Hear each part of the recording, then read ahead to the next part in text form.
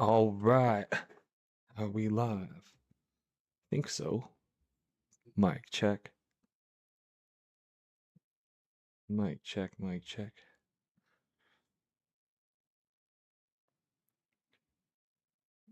Get this.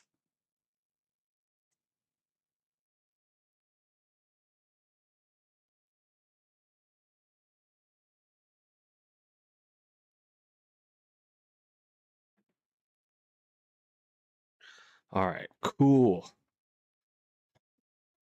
All right. We got the lights. We got everything going. Hello. Hello. Week 7. Week 7. Who is ready for week 7? Hope y'all had a good week 6. Hopefully y'all won. I lost. Jaden Daniels did work to beat me. Hopefully you guys are doing well for week 7. Go ahead and drop stuff in the chat as we kind of get started here. Appreciate you, Gary and Smitty, for dropping some early questions. We'll get them going right now. And looks like Gary said his trade upheld. I think from what I remember, something got vetoed. And glad to hear things went well. I'll get to your question in a second, Smitty, but let's see. Gary says your Jefferson and Warren for Genti intent went through, and you got it. So, sounds like the trade went through. Glad to hear it. You said you got a question, so let me know. Appreciate you sharing and following up with how things went from last week. So yeah, go ahead and drop that question, Gary, when you got it. So the Smitty, we are starting 2 running backs here.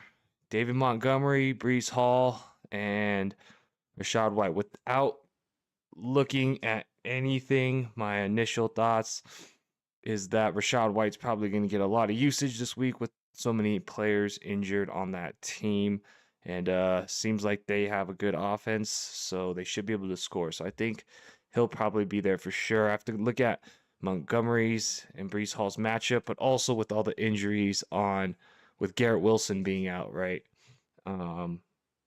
That looks pretty good to me to use Breece Hall, but I have to double check the matchups. I think from memory, Breece Hall's playing Carolina, which doesn't sound too scary. And then is Detroit, who are they playing? Are they playing who's Detroit playing? Are they playing Atlanta? Oh, they're playing the Bucks. Okay, so the Lions are playing the Bucks. I know the Lions defense is actually pretty decent when it comes to the running back. But Rachaad White can make it through the passing game. And then we got the Jets playing, yes, the Panthers. So, I think I would play Rachaad White and I would play Breece Hall here. The hesitation I just had with Montgomery is I just feel like he is the most touchdown dependent there out of everybody. So since the other guys get work in the passing game, and they're presumed the featured right now, I think that's who I would go with. But hopefully that helps, Smitty. Let me know if you have any other questions or thoughts on that. But I appreciate you dropping it in. If you end up tuning in later, just say what's up. So Gary, you said you made a trade for Scattaboo. Oh, you did. What was the trade? What was it composed of? You made the trade for Scattaboo, so you went and sold somebody to get Scattaboo, from what I hear. I think Scattaboo for the running back position, he's definitely someone who can be used. I think for the remainder of the year when it comes down uh when it comes down to things in that offense. The only question really for me is if he ends up having to split work and how often can Jackson Dart reliably score. But I think overall he's gonna be used. So Ryan, how are you? How are you? Do you think tonight's game can be a shootout? I think the QBs want to show the world that they can still play regardless of the age. Well, I mean, for fantasy purposes, unless you're playing the defense, we always want a shootout, right? For fantasy purposes, it would be nice to have a shootout. I think where I'm at with that thought process is it's pretty much like people are scoring on Cincinnati. I think the question is just, can Cincinnati score back, right? For me, in order to keep it uh competitive. And it showed promise, right? It showed promise from last week of Joe Flacco coming in without even any real reps, right? They probably got to like go on the practice field like once together, as a team. And able to at least, salvage some fantasy points for the guys that you care about, right? T. Higgins or Jamar Chase. In the receiver position, Chase Brown's just kind of eating it. So unfortunately, he's just no. So I think we could always hope for a shootout. It to me, it's just going to come down to, can Cincinnati string together scores. I know the Steelers defense has been up and down this season. I believe it's at Cincinnati, right? So that could play into their favor. So I'm hoping for a shootout, if I'm being honest. But I don't necessarily know if it's going to be like 8 touchdowns, but maybe between the two teams we could get 5 touchdowns. I think that'd be a reasonable game. Um, and then, bro, you think Jaylen Warren has 0 points? So name, how are you? How are you? That's just my spotlight for tonight. So in the game, and I'll kind of speak on it later. But I had a choice today of Jaylen Warren or DK Metcalf, and I ended up going with Jaylen Warren, or at least as of right now, that's who I have in the lineup. And so I just put him in the spotlight just to say, yeah, live tally of like, how's he gonna do in this game. I'm gonna kind of watch it carefully, right, to see. There's been some up and downs of usage, injury, Kenneth Gainwell going well, just seeing how the offense solidifies. So I'm going to pay some extra attention to Jaylen Warren's usage today. So it's a live rally. Gary says, I gave Warren and Sutton and traded Vidal and Kincaid for Dobbins. Okay. So wait. I'm trying to make sense of this. Oh, so for Scatterboo, you gave Warren and Sutton, and you traded Vidal and Kincaid for Dobbins. Okay, I forgot the makeup of your full team, but based on what you're doing, it looks like you consolidated and was getting more solidified or running backs to start that you felt confident in, and then getting the lock and load with Jefferson. But remind me, Gary, because I apologize if I forgot, if that's wrong or not. But correct me if I'm wrong. Everybody, if they could drop a like, hunt it to you guys. If you guys can drop a like, much appreciated. To get that really helps. So, hundreds to all you who are dropping questions in the chat. Let's celebrate a little bit to say, wish you guys all a great week 7. Lucius, how are you? It says, no real wrong answer here. Need to sit one. Pickens, Rashi Rice, DK. Half point PPR. Oh, geez, man. That's that's some awesome pickings there. So let me not awesome pickings. Ha ha ha ha. Bad joke. I didn't even try to do that. Let me look at the matchup. So Cowboys are playing Commanders. So that there can definitely be points scored there. CD is coming back, but George Pickens was still able to do well with him, and I just don't see them moving so far away from him where he has no value, right? So I like Pickens. Um, Rashi Rice, they're hyping this man up to just come back and take on a full workload. All signs are pointing to him doing that. They're playing the Raiders, who is my team, but it's the Raiders. Um, so hit early, or I don't know if the Raiders can keep up. And then tonight, plus matchup for uh DK Metcalf as well. Ooh, these are really good choices. I oh man, I sat DK, so I'm almost gonna want to say that just out of that because otherwise I'd be going against what I said for my own team. um, I just I think how much they've hyped up Rashi, he's probably is gonna get a good amount of usage. Um, my initial thought was to say DK and Higgins, but for some reason, I'm sitting DK, and hopefully the Raiders can pull it off.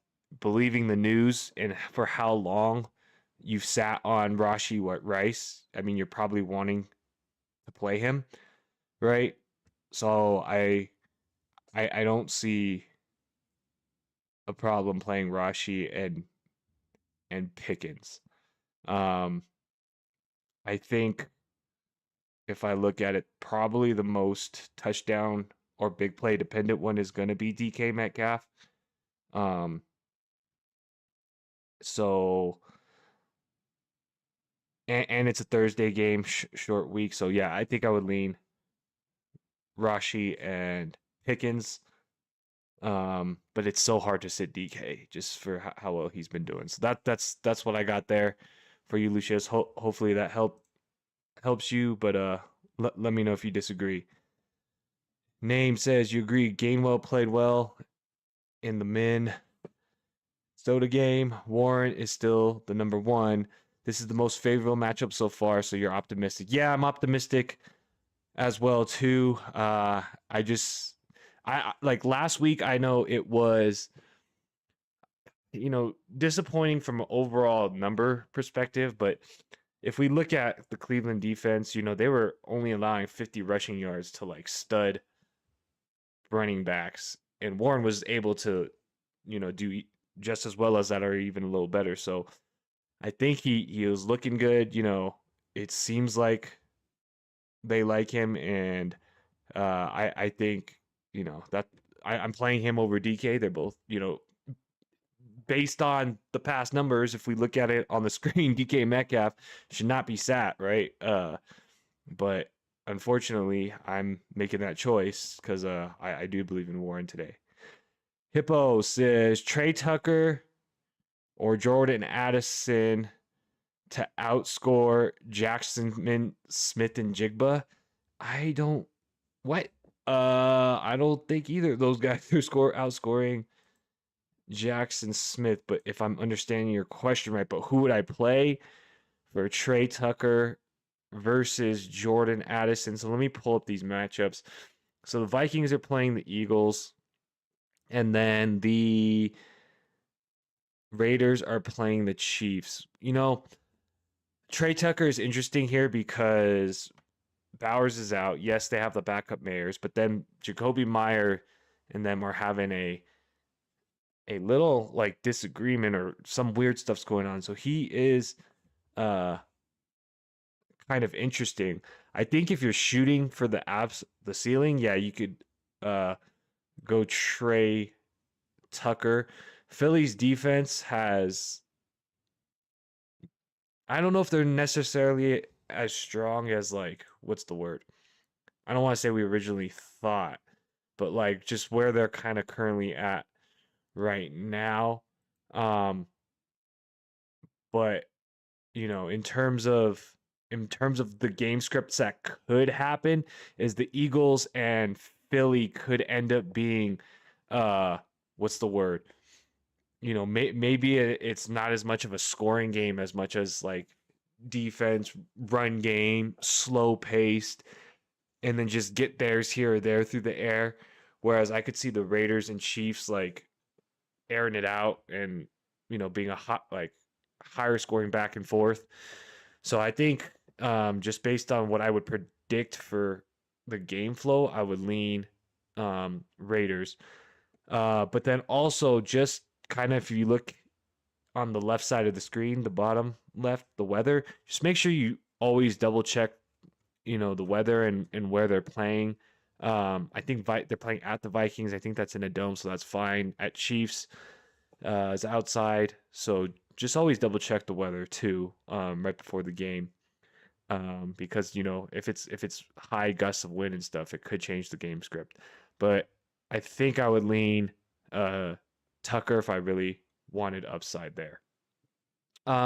Name says time of possession and carries will be interesting if Steelers have 31 to 32 of the possession. Worry could see 16 and 22 carries should do well. Yeah, if they can control the game script, right? That's basically what I was thinking too, right? When I was debating between DK Metcalf and Jaylen Warren, I was like, all right, there's infinite number of outcomes that could happen, right? In the game.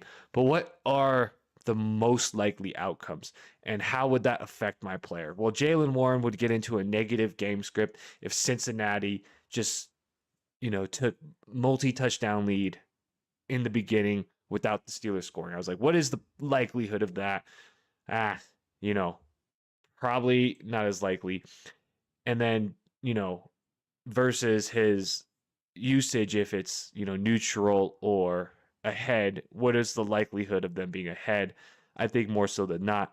So DK Metcalf is projected to be fantastic, but there is a world where it just doesn't go to him. So that's kind of it was hard. It was a hard choice, but that's basically kind of how I said it. So I think name will be rooting for the same people. But appreciate all your guys' questions. Drop a like if you can. I really, really, really appreciate it. The real McCoy, yo, what's up, my boy? Hall, Warren, Henderson, Merrick, pick 2, sit 2. I think I'm sitting Travion Henderson if that's what you're asking for sure. Jacory Krosky Merritt is playing the Cowboys from what I remember. Hall is playing Carolina, and Jaylen Warren, if that is Jaylen Warren, is playing tonight. I'm playing Warren. Off the top of the head, I would play Warren and Merritt. Breece Hall is interesting to me too. It's just I trust his offense the least out of those other three, and all the matchups being nothing scary. With like I wouldn't say any real advantage. I think Hall's going to get a lot of usage just because Garrett Wilson is out, but I just don't trust Justin Fields at this point. So I would go Warren and Merritt. You have Wandale on your bench last week. Oh, the one day he goes off. You trusted DJ Moore. Oh, that's where we went wrong, huh? but he's injured now, right? So I guess that means DJ Moore is not being trusted is okay. Might not even happen. We don't even know, right? And he might be out. So Hurts or Goff too. Okay, so let's pull those matchups up. Hurts or Goff. So Goff is playing the Bucks. The Bucks get passed on. Pause. The Bucks, everybody throws against the Bucks. So that's a plus matchup. Oh, and then the Vikings are playing the Eagles. Ooh. It's so hard to say Jalen Hurts. This is oh man. That is so tough. The thing is like I would feel so stupid telling you to sit Jalen Hurts and then him go off for 20 points and then just randomly the game script not be there for Jared Goff. So it's like just like sheer name wise and everything emotionally, I would play Jalen Hurts just because it feels wrong to sit him, right? Because he's always like a top 5, ish quarterback. But that matchup against the Vikings, I could see game scripts not going in the passing direction there. And then the matchup is so nice against the Bucks. I would play like if I took emotion out of everything and just the numbers, I would play Goff. But like with the motion, Jalen Hurts is the emotional choice. But I think the like more sound choice is Goff. So let's also rephrase it this way too. If you're projected to slam and win, I don't think there's anything wrong with just going with Jalen Hurts and trying to get the safer floor, because I think Hurts kind of always will bust less than Goff, right? But there's so much more ceiling potential for Goff, I think, in this matchup. Hope that makes sense. I hope that makes sense. And then love 1 Corinthians 12:17. Thanks for all that you do. You definitely do your research. Thanks, man. Appreciate you too, Ryan. Yeah, I was chatting with a brother the other day, a friend yesterday, and he reminded me of that book. So I was like, hey, that'd be a good one to put up there. So and appreciate the encouragement. All y'all, appreciate you guys' questions. It's fun to talk. It's fun to look this up and just appreciate hearts to the chat, celebrations to the chat, hundreds to the chat for y'all. If you could drop a like, much appreciated. Every single one I truly appreciate. So thanks so much, guys. Rumblecoy says they've been kind of a bust. Only got you 1 point last week. It's the Phillies defense. Yeah. Their whole team has been very question marky, right? For I think the fantasy community, everybody's kind of like, do we trust this offense? We were supposed to be able to trust the defense, but even then, we're losing to the Giants. What's going on? So. Yeah, I don't know about them. I foresee them pulling it together, but it's kind of like, they're just barely holding it together right now. So, that's kind of interesting for me. Hippo says, does Saquon Barkley have value, or should I trade him for a guy like Genty? I think Genty. Okay, so here's how I see this. Okay, overall, I think Saquon versus Genty, what you're gonna look at is rest of season schedule. So kind of if you look on the top 5 callouts, the ROS schedule, when you're looking at people that you foresee as a coin flip, right? For me, I if I'm looking at trade value or who am I taking for the rest of the season, it comes down to the rest of the season schedule, right? Like if you are barely trying to make playoffs, like let's just say, right? Then you're looking for the games right before the playoffs to have very good schedule, and that's going to matter to you because it doesn't matter if they have a good playoff schedule if you can't make the playoffs, right? But let's say like you're projected to make the playoffs, then I'm looking at like, okay, within the playoffs, right? Like who has the best schedules. So if you're looking at a coin flip, that's how I look at it. This to me is slightly a little off from a coin flip, and the only reason I say that is because when you, even though we're just trashing on Philly as a team right now, right? Them versus the Raiders, for even though the Philly offensive line is not fantastic, with how bad not only is the offensive line in Las Vegas, right, for the Raiders. This is my team, by the way. The Raiders is my team, right? How bad that is. How negative game scripts the Raiders are probably going to be playing. That does play a little bit into the factor, right, of the running back position. And if Philly's defense can figure it out, which Philly's defense, for how much we were trashing on it, is overall probably more stable than the Raiders, right? You can foresee a little bit more opportunity for Saquon to fix things, right? Genty, just by pure skill and pure burst, right? Pure speed, looks better than Saquon. Don't get me wrong, right? So if you view them as a coin flip, then what I'm looking at is like, okay, where are you at in the season? And if you're struggling to make playoffs or whatnot, look at the rest of the season schedule of like the until playoffs to who's going to give me the best chance, right? Am I playing teams like Dallas, Cincinnati, or am I playing the harder run defenses teams, like Cleveland, Detroit? And then based on that, I would make the decision. I hope that makes sense, Hippo. But let me know if I'm off or not. But really appreciate everybody dropping a like, dropping questions as we look to get this game going. So Real McCoy says Warren and Merritt. That's what you got for sure, for sure. And Name says, agreed. You don't think the Bengals blow out the Steelers? That would be wild. That would be crazy, right? Who would have known the Steelers would be like in the arguments for best team in the conference at this point in time? You go back to that beginning of season before the season started,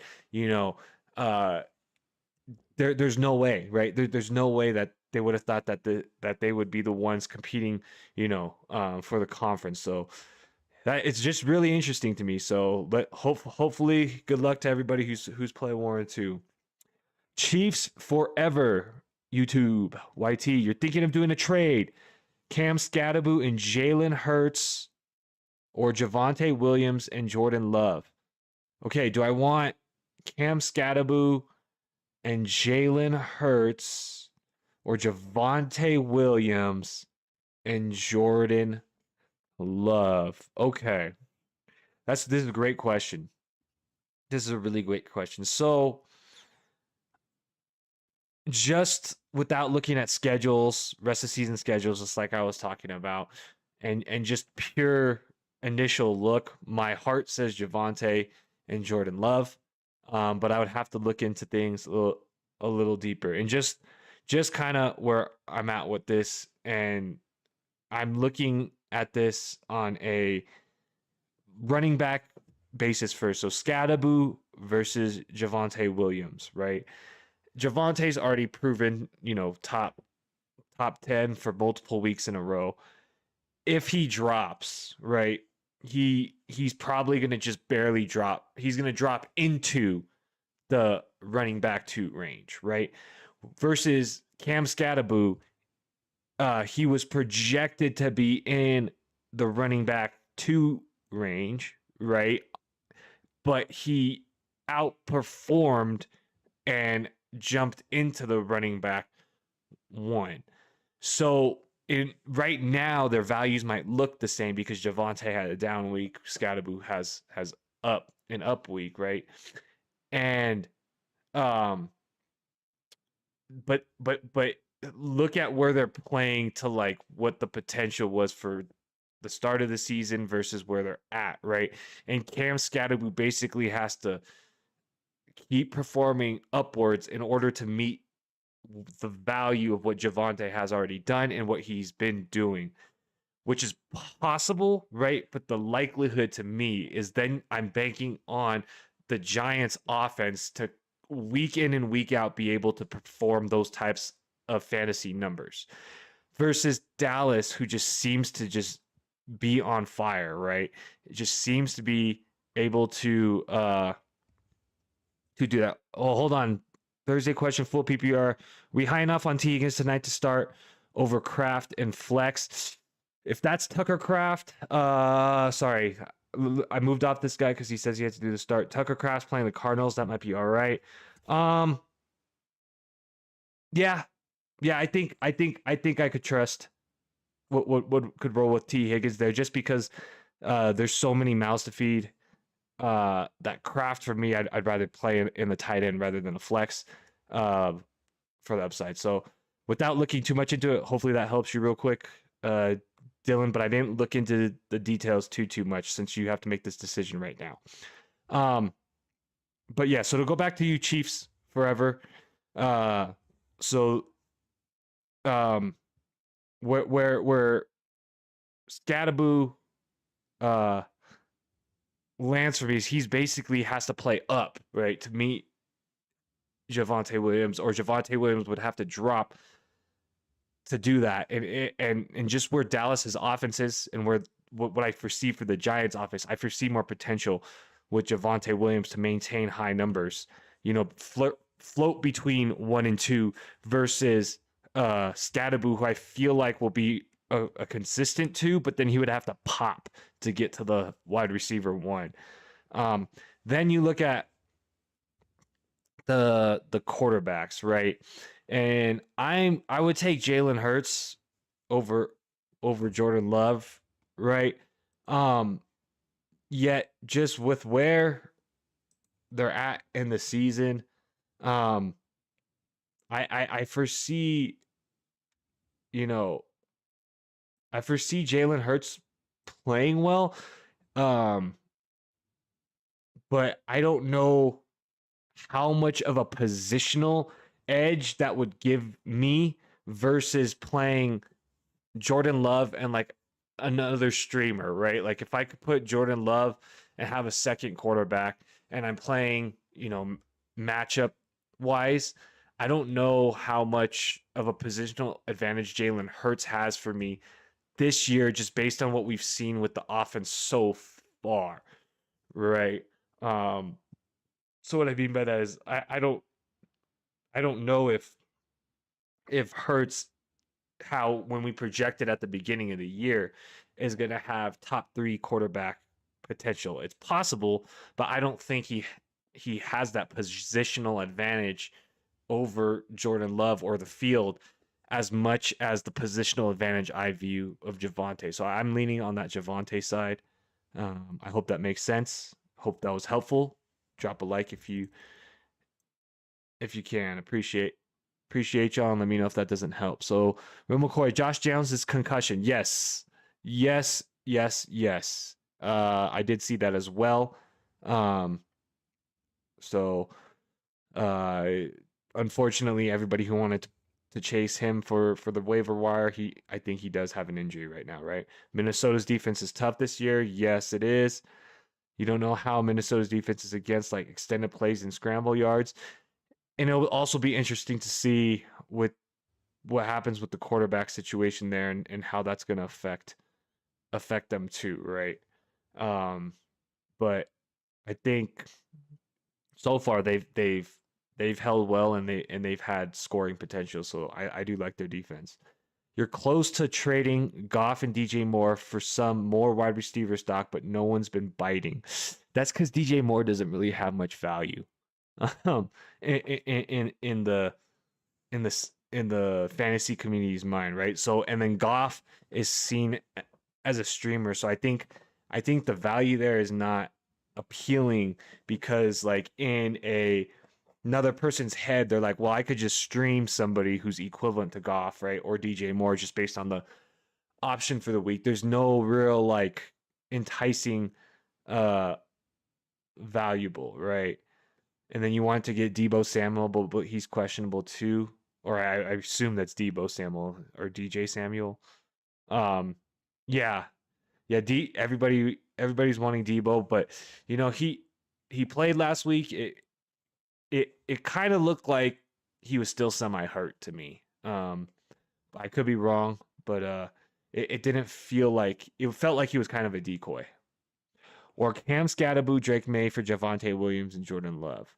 No, well, I mean, I guess there's upside there in Drake May, but I don't see the change um too much for May to Hurts. May might have a little more upside, but maybe not as safe as a floor. Um so I think I still lean there, but if you're a believer in Cam Scatterboo, go for it. I just think for me personally, just based on what Javonte has done, it's hard for me to walk away from what he's done so far this season. Jared Goff could go off. Yes. That game is very spicy. That game is going to be very spicy to see what's it called? Who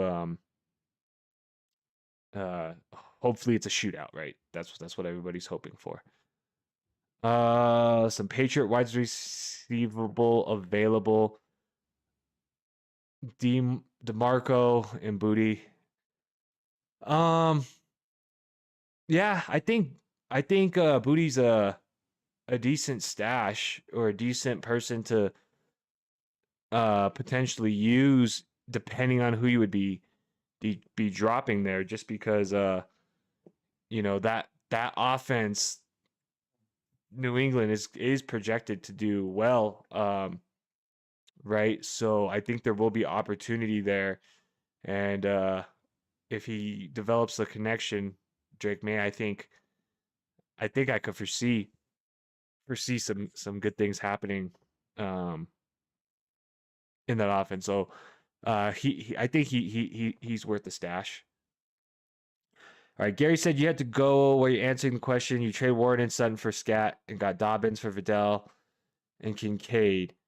The thoughts? Okay, so I think you if you traded away Warren and Sutton for Scat, and so wait, you traded away 4 players and got 2, right? From what I'm understanding, and I don't remember your roster build too much, and there's been a few moving pieces because I think you also did something with Jefferson, so it's kind of hard for me uh to remember based on the roster buildup that you have. I think what's it called? Uh J.K. Dobbins is their solidified running back. Um, Vidal, uh, he performed well, but that was against Miami, right? One of the worst defenses in the league. So, um, if you were good at tight end, selling the injury of Kincaid and then Vidal uncertainty for how long, I think you gave up. I think both sides could win on that, right? If you're trying to lock in Dobbins as a running back, um, I think for me the Warren and Sutton versus Scatterboo, that's a lot of that was a lot. But I don't. Oh, here's your thing. It's Herbert, Dart, JT, Scat, Dobbins, Henderson, Rice, Justin Jefferson, Downs, Mason. Okay. Oh, so yeah. So you had Rashid Rice. That's what it was. So you were good with not needing Sutton because you were going to play Justin Jefferson and Rashid Rice as your. I'm starting to remember now as your wide receivers, and we talked about how Justin Jefferson is the lock and loaded one, and then Rashid Rice is your wide receiver 2 with high upside, and then with Jonathan Taylor, you always have him to start, and then you would just be flipping between Scat and Dobbins. Yeah. This is fine. This is fine. This is good. And then with Downs as your backup receiver, keep in mind for I know JJ already had his bye week, but when Rice has his bye week, just to make sure that um, you're good there. So, overall, I think you consolidated well, right? Because now you have for the team makeup that you have had before, right? You've now taken players that were like, oh crap, I have to start 2 of these 3 players, right? But now your decision making is a lot more streamlined, right? You just need to make sure you have enough depth for either in case of injury and or bye weeks. But I think you've simplified your team and still got very good upside values, right? Um, so I do like it. I do like it. DJ Moore for Xavier Worthy, worth it. I would trade DJ Moore for Xavier Worthy if that's what you're asking me. I would rather have Xavier Worthy for sure. If that's what you're asking me, McCoy, that's it. Warren is in. Nice. Chiefs says, I also have Brees Hall instead of Cam Scatterboo. What do you think? Wait.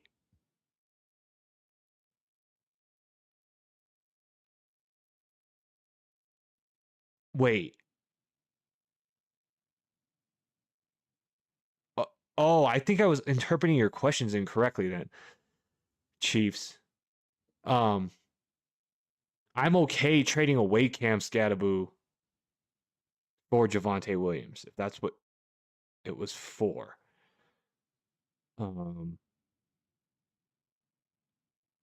If I understand you right. And then I would rather have uh let's say Jalen Hurts and Jordan Love, if that is what you're saying, because then Jalen Hurts, I feel like trade value standalone is higher than Drake May's trade value alone. So then I could always do something else with the quarterback afterwards. If I'm interpreting this correctly, I might have. Okay, you just have Brees Hall that I could trade away as well. Oh, yeah. Um, if you're asking me who I'd rather have, Cam Scatterboo or Brees Hall, um, I think Brees Hall. Uh, is very close. Is very close, but I foresee him just it's just a year over year thing, right? Have been able to play, and it's not like either of their offenses are more amazing um, than the other one. So that doesn't have anything to do with it there. But Brees Hall has performed at that level consistently for a year before. Cam Scatterboo is still a question mark to me. So I would have rather held that. Um, all right, and then Ryan says, how many leagues am I in? This year I'm only in one. I used to be in more. I think at the most I played in at one time was like 5. But honestly, for me, I have more fun when I know who I'm rooting for, or how do I make this work for me if Brees Hall has to score 8 points in this league, but not more than 12 for the. I kind of like the streamline, so I dropped my other leagues for this year. So I'm only doing one, but I'm paying attention to the stats, for the league for pretty much everybody. So, um, even though I'm only in one league, I would say I'm paying more close attention to the details of the stats because I have more time to do that rather than like try to balance each team. So, yeah, one right now. Um, so Brees Hall especially looks like he's going to a better team soon. I guess that is another fact too there, right? Is that Brees Hall before the trade deadline, it is possible that they want to trade him.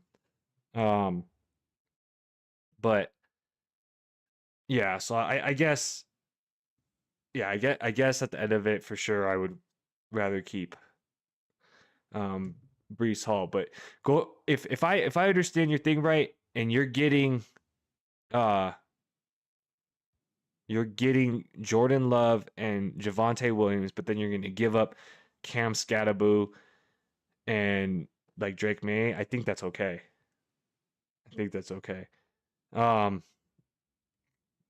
okay, so the game has started, I guess. I definitely looked away and missed it. Um, so what happened? What happened? Well, we were looking at it. Jonnu Smith caught the touchdown. Okay. Jonnu Smith caught the touchdown. And now Cincinnati's taking the field. So appreciate everybody's question. Drop all questions in the chat. Drop a like if you can. Thank you to all who asked questions. All right, and as we get this game started, and as we hope for a good game today for the Bengals to follow things up, people's seasons felt in shambles with how things were going, right? for a while in Cincinnati, but Joe Flacco gives a breath of light. So we shall see here what everybody thinks. Kickers, what's up, Ryan? Kickers, I mean, so for me, kickers. Here's the thing. I feel like there's some logic to it, right? There's some uh reason to it, but it matters so much on game flow that it's tough for me to say, this person over this person. What I can say is you obviously want a good offense um so that they can move the ball, right? Um and then I think the the matchups can play a role as well, because it's like if you have a good offense, let's say Dallas, right? Um and the good kicker, right? And then you play a good defense, it's possible that that's actually a decent look for a kicker, because there's a little more potentials of the ball moving, but not all the way to the end zone, right? Or you can try to go really detailed and look at how many touchdowns are allowed by teams. But honestly, for me, I just kind of pick a kicker on an offense that is projected to score good points, right? So like this year, Dallas is good. San Francisco is an interesting choice because their offense is good, but maybe they don't finish in the end zone, right? Over the teams like, let's say, like Carolina or the Jets may not have as high since Bengals, right? Before Flacco of getting into scoring range. But I really don't look too much into it, because like for me the stats are not as predictable. I just don't see it as well, or haven't spent as much time. Not to say other people can't predict kickers, right? I just personally can't do it. Um, I hope that makes sense. I hope that makes sense. All right, so let's see what we got going here. We got 3rd and 6 on the 45. Flacco, empty backfield, shotgun formation, takes the snap, drops back, finds his man, Jamar Chase, for maybe a yard, but going to be short. Going to be short of the first down. So, all right. Let's while we wait for this kickoff, wait for any more questions, drop any more questions in the chat. Let's go over some of the call outs for the week and get into some of the analysis that I kind of did, right? So I think one of the first main call outs is the Titans coach got fired. He got the boot. He got the boot. I mean, based on where the team has been doing this year, having invested in Cam Ward, there's high expectations, and I don't necessarily think this means go draft, go pick up everybody on the Titans. I don't think it necessarily means that. I think my main call out here is just two things. One is if you are in a pinch, and you're debating between garbage or, just not strong caliber players that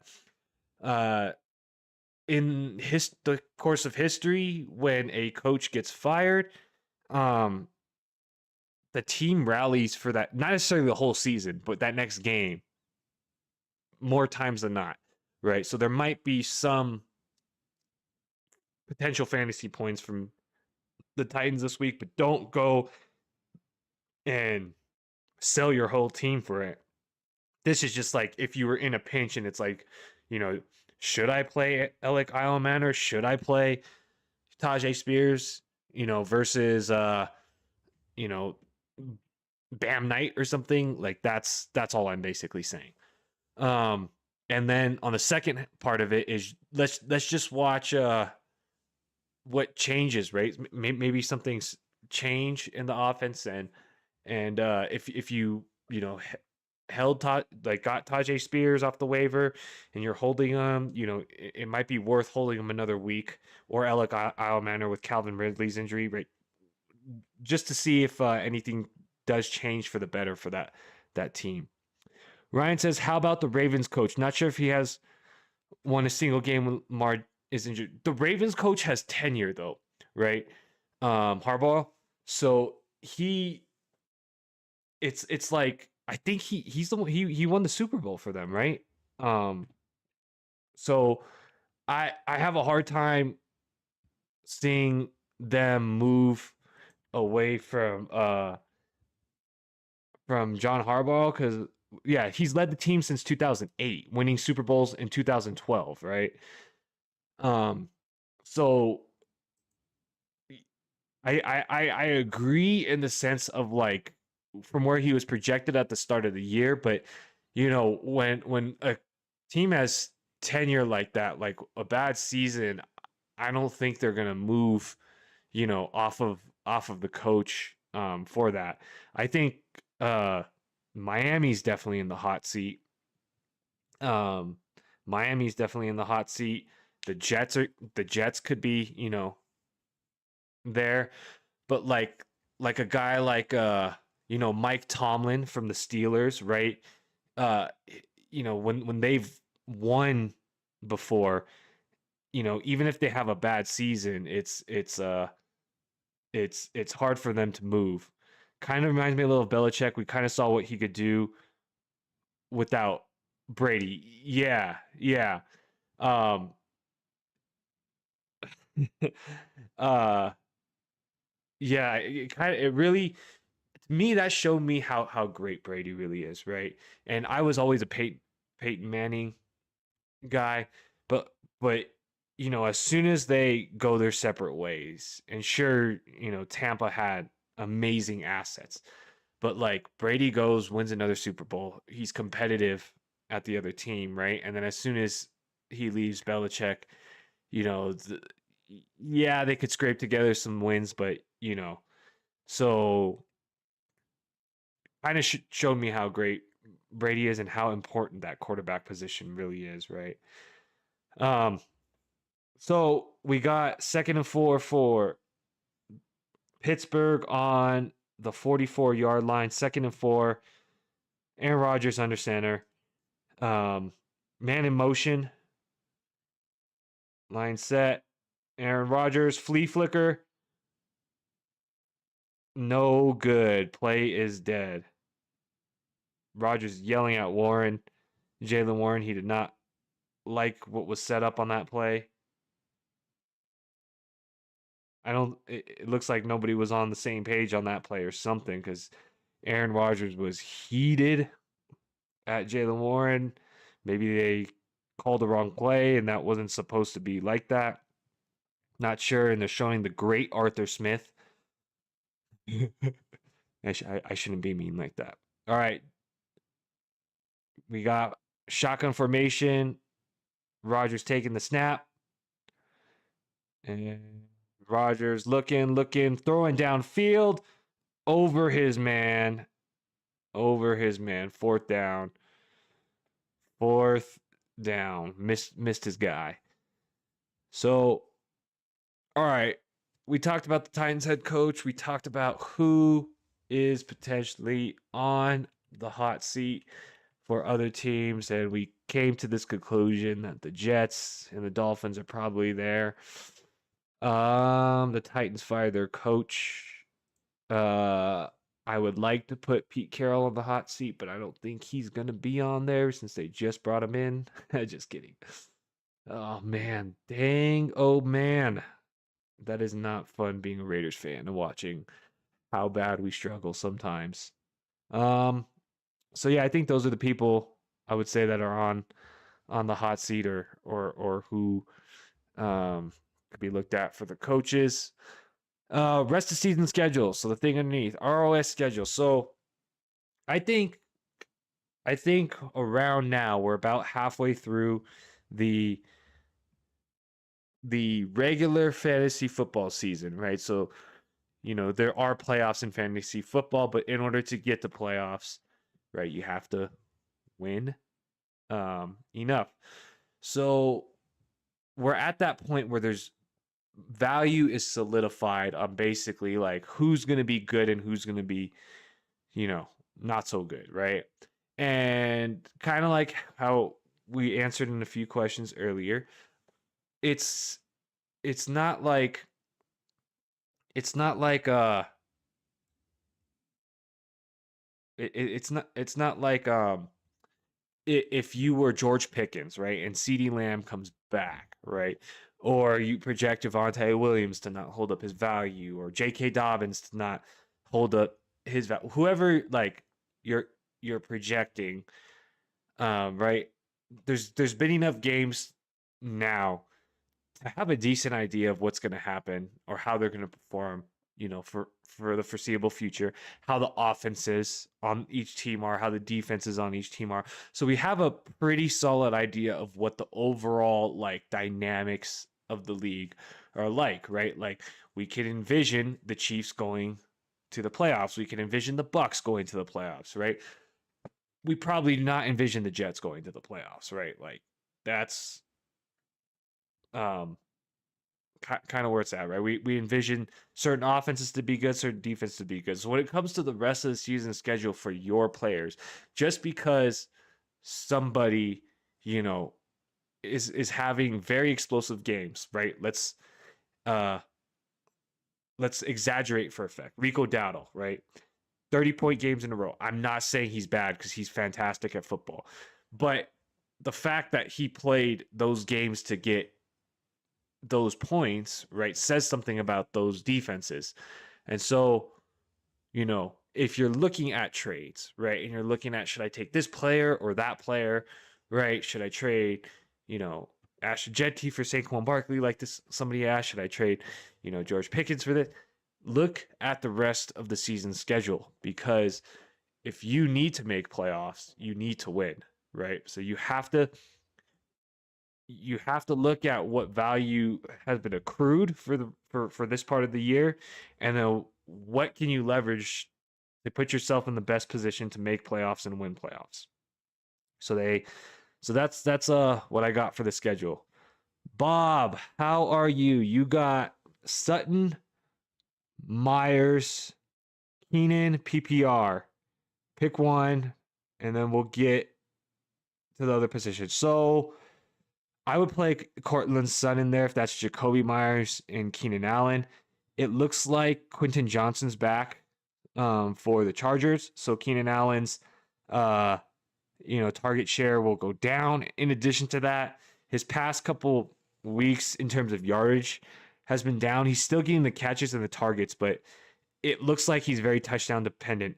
Jacoby Myers is just looking like,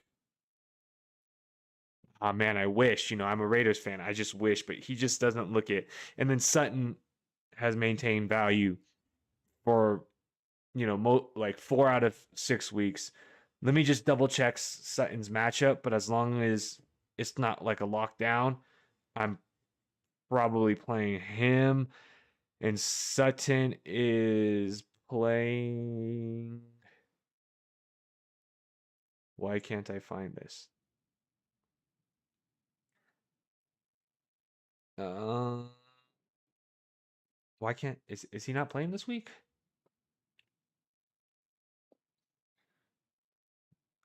They're playing the Giants.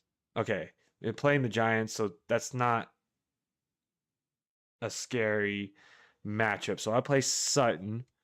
Um Kyle Pitts or Harold Fannin.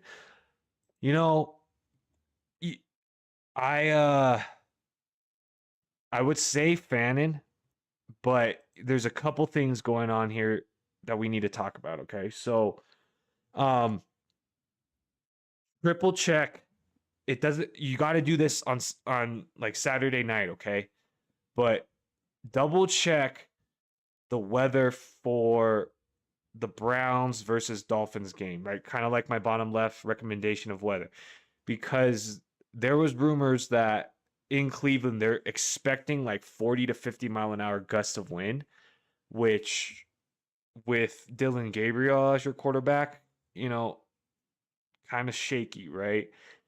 Um, Kyle Pitts, what did he do? He did like what, 3 catches for like 10 yards or something last week. It was something kind of ridiculous, right? But I can foresee some points being scored there. As long as the weather's not crazy, I would probably pick Fannin, and if Njoku is injured as well, right? But the big asterisk with this but here is I think he has a lower potential for a touchdown, right? So just because that offense cannot score. So I foresee, if you are projected to win, I think Harold Fannin is, more safe as long as the weather is good to do something like 4 catches for 40 yards, right? Which is like eight PPR points, where Kyle Pitts could finish with higher points than that, but it's also foreseeable for him not to get as many receptions just because, Atlanta's offense in the passing game is not as reliable. So I think I would pick Fannin as if both games were good weather. And then Hurts, you heard it was going to be weather. Yeah. So don't rely on today's weather report, right, for a Sunday game. Just continue to check the weather on Saturday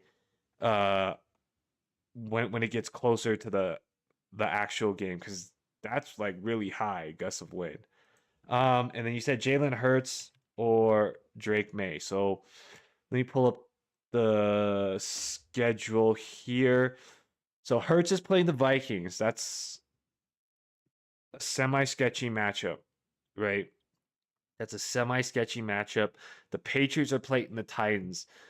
The Titans, I would probably play Drake May here. I'd probably play Drake May here just for the matchup reasons.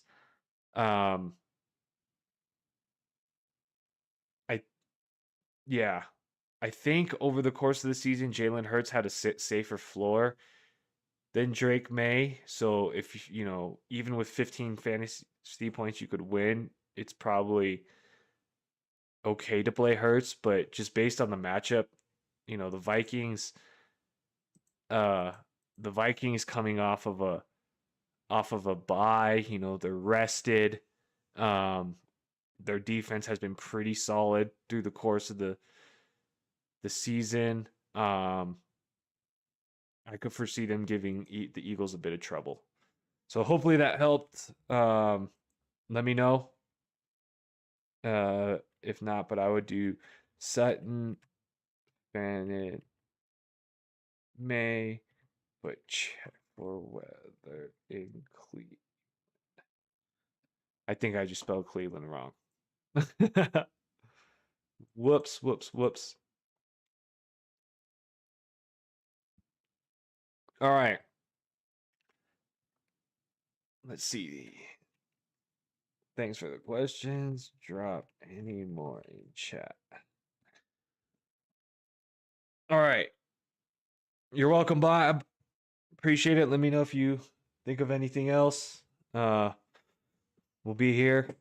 And if you could drop a like, much appreciated. Let me know if you got any other questions. Best of luck. And I'll be here Sunday morning too. Be checking out this game all day if you want to tune in later. So appreciate you, Bob. Okay. Rest of season schedule. We just talked about that for trade values and who you are relying on for the rest of the year. Week 8 bye. So heads up. Heads up, heads up. This is week 7, and next week is week 8, right? and week 8, there's a lot of teams on bye. Right? There's a lot of teams on bye.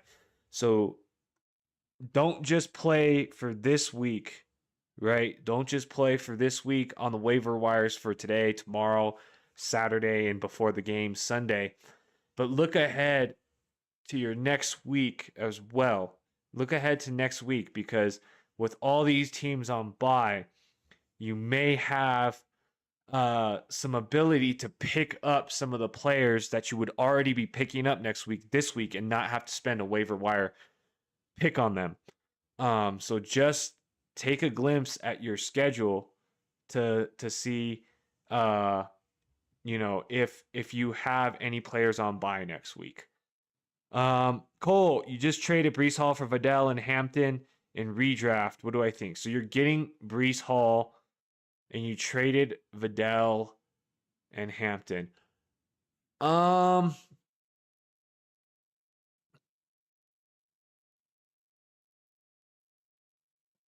think you gave up a lot, but I would say you're secure. It's like the more secure play, I would say, right? As in like if you've had a lot of uncertainty this year, uh, and you're trying to make playoffs, and you need something solid, I think that's fine, right?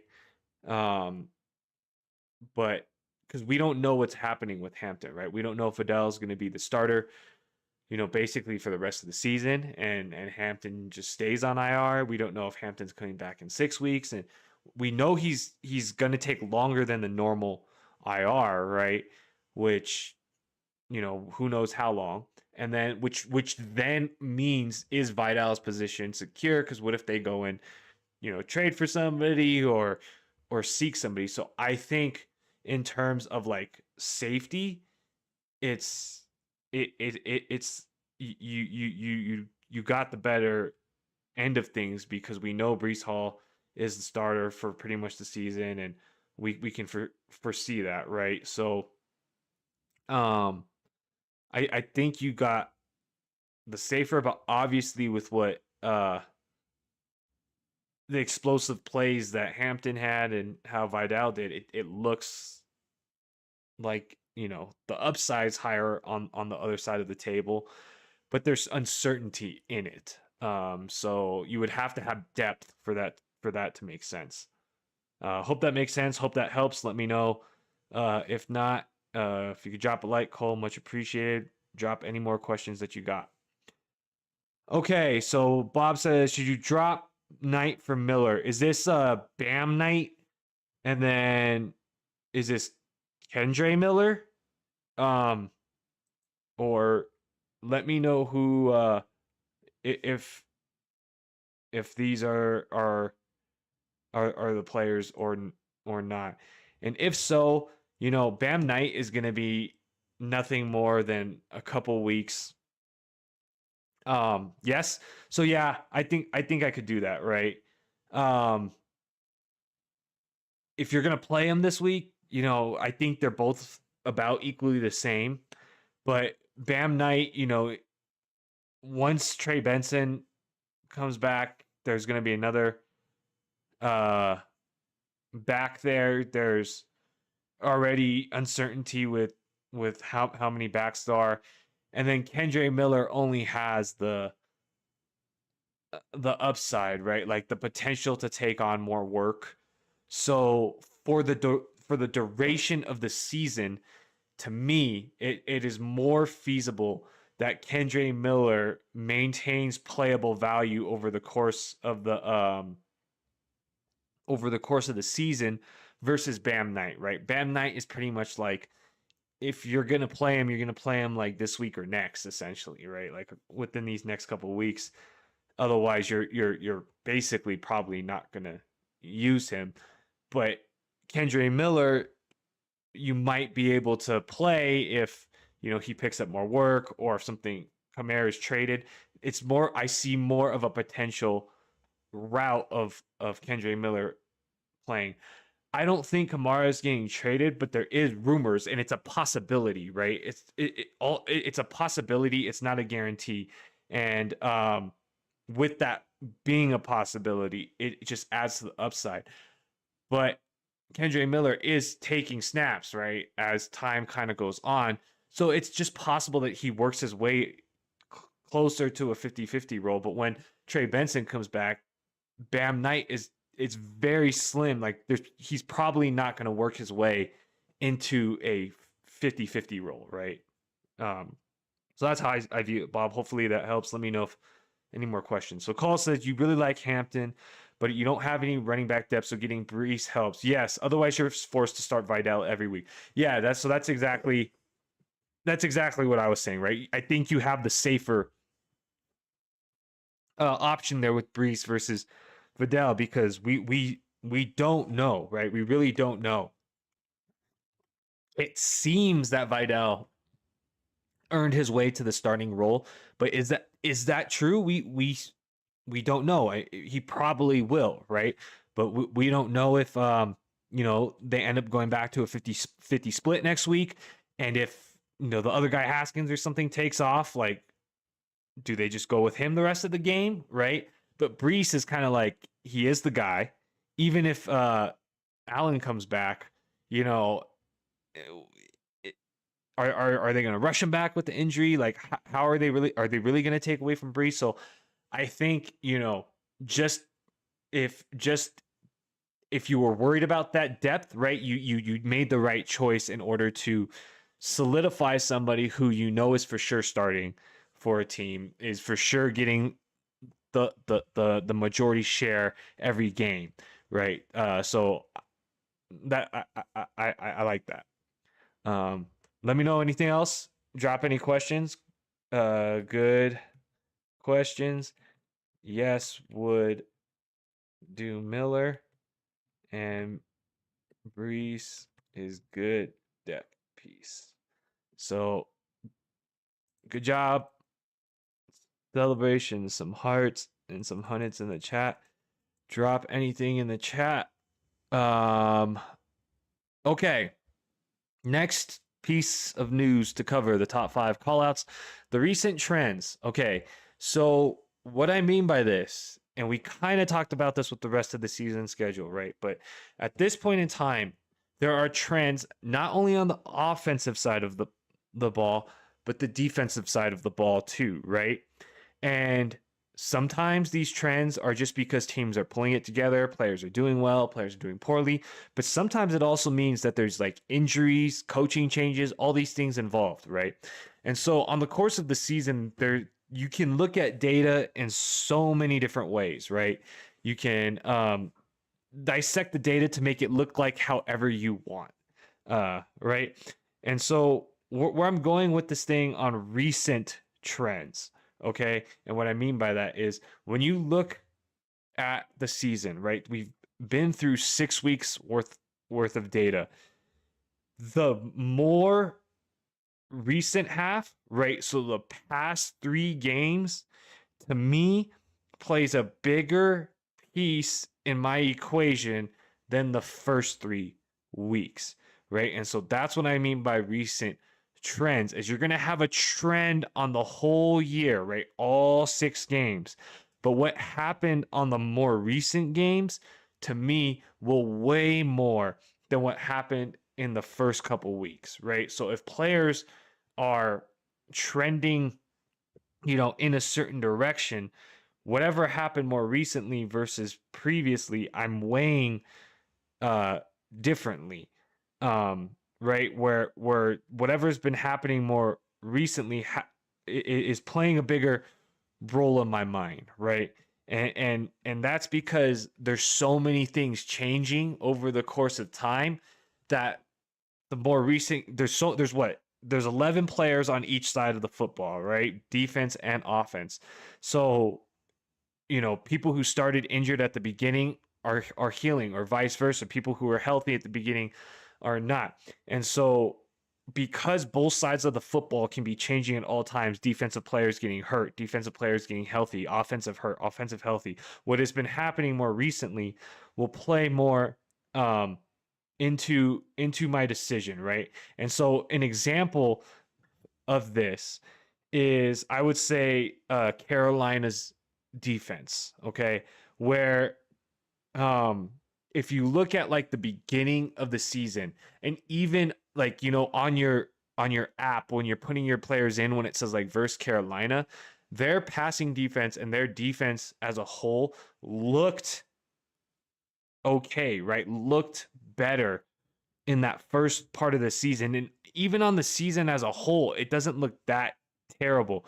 But if we go back, you know, a little more recently, they did get torched by Dak, and I would be more on the side of, okay, I don't necessarily believe they're gonna shut everybody out like it was Atlanta, right? That they shut out versus what happened um recently, right? Yeah. So, the Cowboys put up 27 on them, the Dolphins put up 24. But if you looked, you know, at the beginning, the Falcons, they held to 0, and some of these games, the wide receivers didn't do so well. But I would say, as I look at the course of the season, I would base more what happened against Dallas and Miami to be what their offense is. I mean, what their defense is. So that's what I mean by recent trends, right? It is looking at what, and it could be offensive usage too, not just defense, right? Recently, if running back splits have started to change, right? Like if somebody got 20 carries at the first game of the season and they're getting 10 carries now, I'm more inclined to think that they're going to get, 10 carries the next game versus all of a sudden going back to 20 carries. So that's what I see by recent trends. All right, let's see what's going on in this game. We got Jaylen Warren scoring a touchdown, but a flag is on the field. Let's see. It's probably going to be a hold on the offense, though. Yep, holding on the offense. Dang, man. Can we please get Jaylen Warren a touchdown? This man deserves a touchdown. So they just called that back. You need the under for Chase for your parlay. So you bet Chase to get under on receiving yards, touchdowns, or fantasy points. What did you do the under for? And I assume that's Jamar Chase and not Chase Brown, right? But we're on the 28-yard line, second down. Rodgers, happy feet, looking for some room, found some room, running it himself, and then sliding. Jamar Chase and then yards. Okay, so you went the under for him. How many yards was that? Let me see. Jamar Chase. Yeah.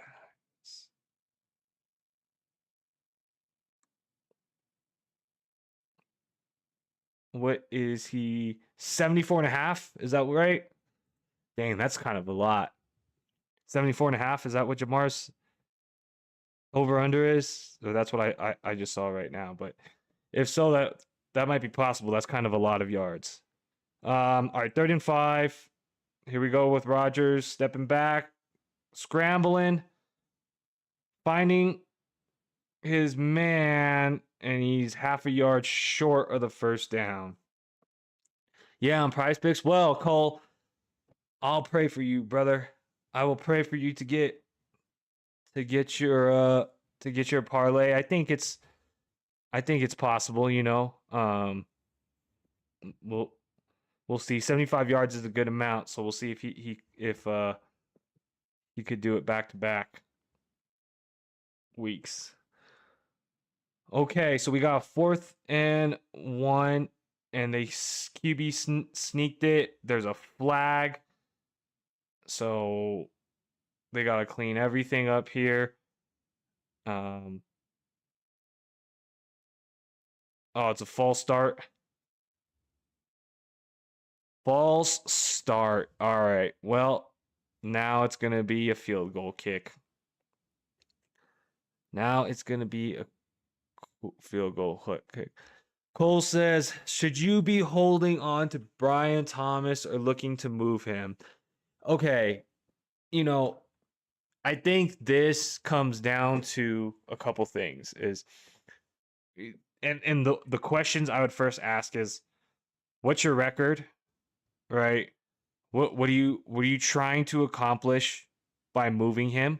Like, are you trying to get more running back depth? You know, are you trying to get a tight end? Are you just trying to um flip a wide receiver for a different wide receiver? What are you looking to accomplish by doing this? And here's as you answer these, here's my overall high level analysis on this situation.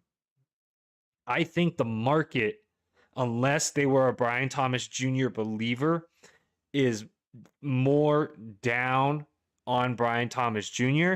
than the value that he is worth and the value that he just provided, right? So let's say, oh, you're trying to get a running back, right? So okay, so let's say you're trying to get a running back, right? Um, you know, uh, um, so your wide receivers are Collins, Rice, Doomsday, and BTJ. Yeah, so you know, I think you should definitely move somebody to get a running back if you're that deep. You're 4-2, so you're not doing poorly, right? You're not doing poorly. But you have more wide receivers than you do positions to probably play, right? Unless you're in a are you in a 2 wide receiver league or a 3 wide receiver league with a 1 flex or 2 flex? Right? And unless you're in a 3 wide receiver league plus a flex, you're basically leaving somebody on the bench um, at all times in this situation, right? But if you're in a 3 wide receiver league, I would keep them all. Um, but if you're in less, you're in a 4 wide receiver league, 2 flex, full PPR. Well, if you're in a 4 wide receiver league, then that's not bad. Um, who's your oh oh okay. Okay. So 2 wide receiver, 2 flex. So technically you could still play all these guys, right? Yeah, it's all good. Technically you could still play all these guys, right? And then who is your running back depth, right? Who is your running back depth? And then let me walk you through um like what I'm thinking with this, right? So if you're looking for a running back depth based on where you drafted Brian Thomas and his potential upside, it's not like you're willing to take anybody, right? Um, and so realistically, like the range that people would probably be willing um to move off might be a little lower than what you want. So in my head, right, if I were looking for Brian Thomas and I had ample running back depth, you know, on the high end, you might be looking at like, Quinshawn, Brees, Ja'Cory. Uh, you know, I don't think you're getting anybody like Saquon, Ashton Genty. Maybe you can. You can always offer, right? But I don't think you're getting, those guys, Kyron Williams, Jamar Gibbs, Vontae Williams. I don't think you're getting anybody in that range. But people might be willing to move off like a Kenneth Walker, right? DeAndre Swift, J.K. Dobbins, like. But I don't know if like you view that running back depth. Okay, so your running back depth is Brees, Michael Carter, Algier, and oh yeah, you definitely need um you definitely need some running back depth then. Um who else do you have? So those are your core. Um if those are your core, you you might what you might be yeah, I don't think you're going to get the value you want for BTJ. Obviously, you could try, right? Like, there's no harm in sending, you know, Brian Thomas Jr. for Derrick Henry or Brian Thomas. Like, there's no harm in asking those people if they're willing to do it. Where I think what you're going to look for, okay, you're going to look for somebody who has like four running backs, right? Four plus running backs, because then they're not able to maximize on their value as well. And then you're gonna have to start low, right? Start BTJ is probably your lowest out of those four wide receiver, but then you might have to be willing to negotiate upwards, right? So what I mean by that is, let's say somebody has four running backs, and let's say they have these four running backs, and you're trying to get like Ja'Cory Krosky Merritt, right? Or you're trying to get Cam Scatterboo, and you offer you know BTJ or something like that. You might have to be willing to negotiate a package deal or higher up. Okay, so your bench looks like, okay, Kayshon Boutte, Hawkinson, Hollywood Brown. Okay. Okay. Um, yeah, yeah. So if you're looking for a running back, you definitely have to find a team that has ample running backs to give, right? And you might need to be willing to negotiate up and or give a uh like handcuff with it, right? Like if you package BTJ and Michael Carter for Derrick Henry or something like that, right? Like where the person can get can get that value. But I definitely would say that uh you know it it would be worth shopping him around, because you are pretty thin at running back, especially when Brees Hall, goes on bye, and if Trey Benson's not there, you would probably want some depth pieces. Bob says, you drop Rams defense for Kansas City, or should you pick them back up? I'm not super confident in them, but I played the Rams defense last week, and I'm playing again this week. The only reason I'm doing that is just because, the Rams on the course of the year, they have been a top defense. The more reason I'm doing it is because they're going to London, and I don't know. I just believe it's harder to score points in London, for these teams. And then Kansas City's playing. Oh, they're playing the Raiders, bro. You're playing against my team. That's a plus matchup too. I don't know how Kansas City's defense has been on the course of the year. So that one is a little tough for me. Let me look.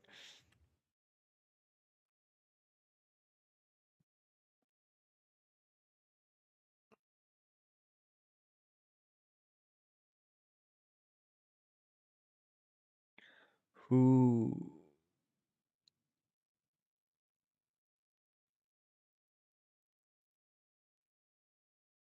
Oh, there's the Chiefs. Okay, so the Chiefs have recently. It's such a good matchup, though, huh?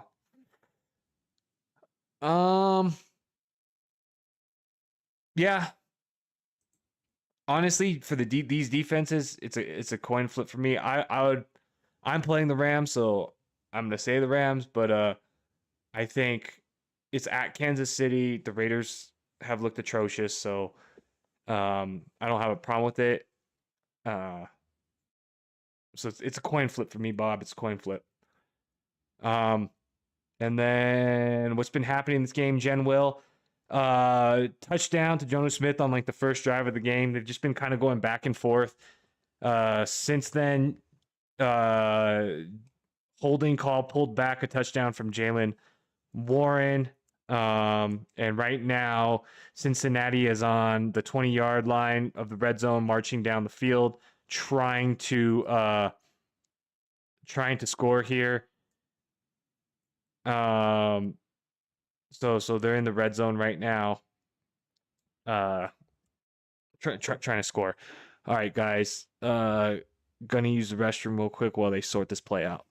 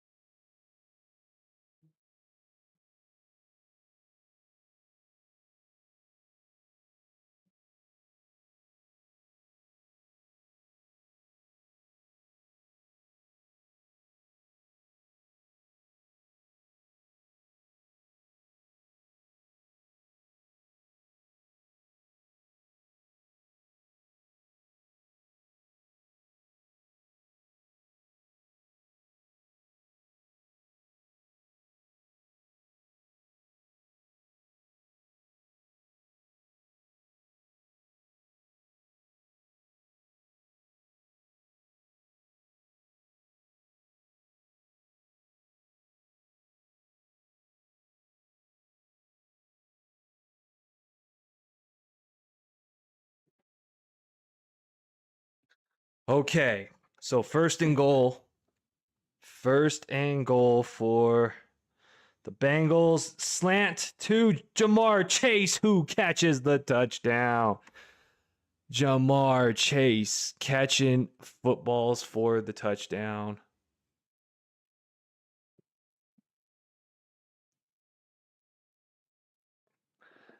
Jamar Chase catching the touchdown. Here we go.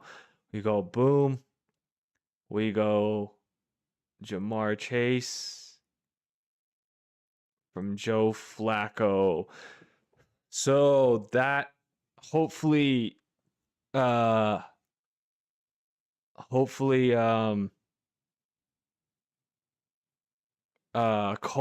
that touchdown doesn't affect your parlay or nothing. Oh, they ruled it incomplete.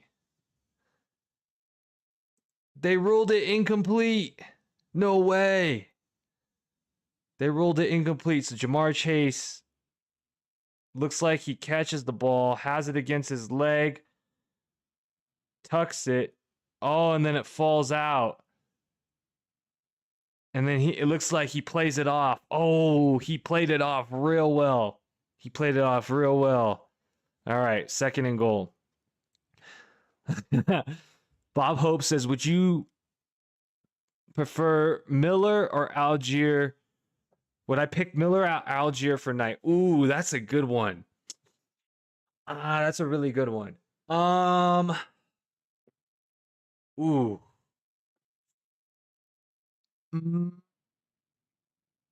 Man. Okay. So I think Miller has and Jamar Chase ends up catching the touchdown on the next exact play. But there's a flag. But that's a flag. Oh, penalties declined. Jamar Chase catching footballs in the end zone for a touchdown. Man, this guy's so good at football, yo. Guy dragging all over him, still catches it. Still catches it. Okay. So Bob, I think how I would answer that one is I think, injury aside, right? We don't like to predict injury on anybody. I think Kendre Miller has a chance of working his way into an actual role. However, I think as a player, Algier is better, and he's even being kind of worked into the system a little bit more. So I think I'm leaning Algier, but let me pull up both of their stats just so I'm not just assuming anything. So Kendre Miller, let's see, 11, 10, 8 opportunities in the last 3 games. Carrying wise, averaging, let's say, 8 opportunities these last games, getting very little receptions, and he has 1 touchdown. Algier, let's see what he's doing. He's got, wow, he's actually getting 10, 16, 10 carries and 1 reception. He's got more touchdowns. I think I would go with Tyler Algier. It looks like they're actually using him more in their system, right? Getting more touches. And he has more touchdowns, so it looks like his scoring potential is higher. So I think I would go Algier. Would I pick him up for Knight? Are you using Knight this week, right? Or are you trying to use this player this week? If you're trying to use this player this week, I'll have to look at the matchups. But if you're just doing this for a depth piece, I think it's fine to do right now. Yeah.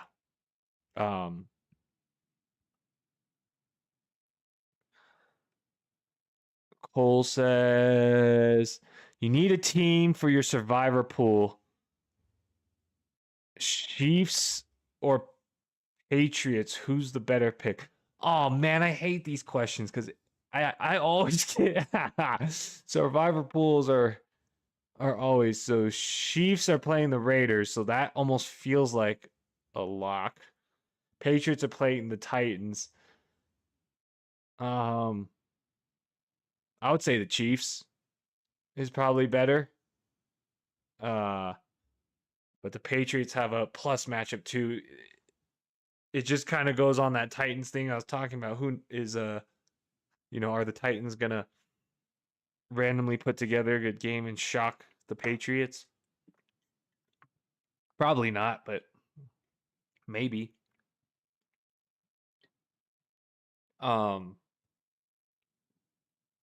So yeah, I would say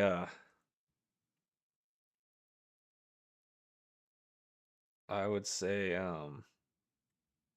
pick Algier and then Survivor Chiefs question mark. All right, so we got the Steelers taking the field right here. 4 minutes 32 seconds left in the second quarter on the 30-yard line. You got Aaron Rodgers under center. And we got Jaylen Warren in the backfield. Snap is taken.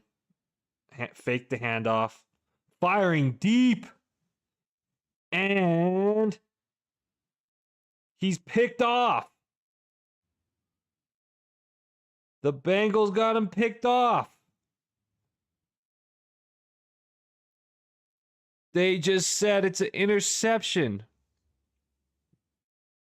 Interception on Aaron Rodgers. No way.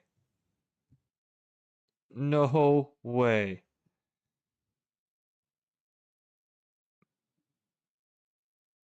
Oh, man. I don't know what Rodgers saw there.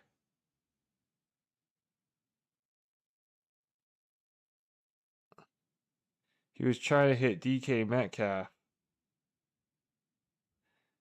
Wow. Wow. Interception. He was looking for DK Metcalf and just straight turned it over. Oh, man. Bad interception. Bad interception there, Rodgers. All right. What's up, the Smitty? How are you, sir? How are you? What is the highlight? Dang. All right. So we got Aaron Rodgers throwing an interception. So it's 10-7. 10-7. Okay. All right. All right. And the weather, we talked about the weather, having to watch that in some of these games and being sure to check them every week, kind of moving forward since we're, into the swing of the seasons where it's starting to rain more, be windy in places. Just double check these things as you set your lineups because, weather could play a big factor. The Cleveland game, I think, is projected to have wind this week, so just make sure you check those out. Um, all right, we got Chase Brown breaking free. We got Chase Brown.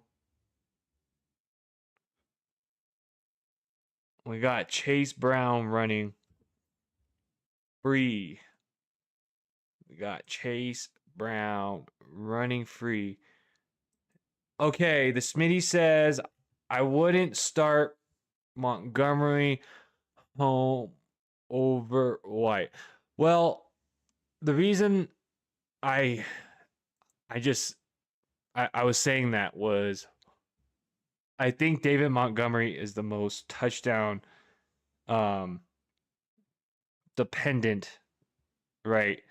And I believe White has the more secure role in terms of like, bell cow usage or however you want to put it.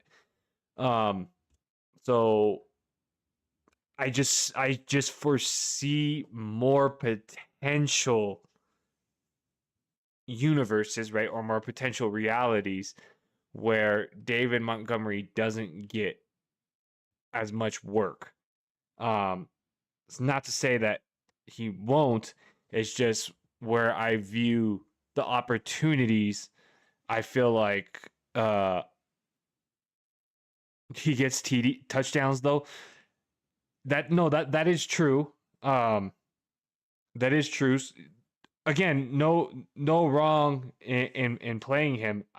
It's just how I interpret uh the game script, right? I just interpret the game script more that um they might not need Monty. Uh versus I don't foresee a way for Tampa to do anything without Rashad White. Like as in like he has to have opportunity. Um just because there is no opportunity hardly anywhere else on that field. Um let me look at Montgomery one more time.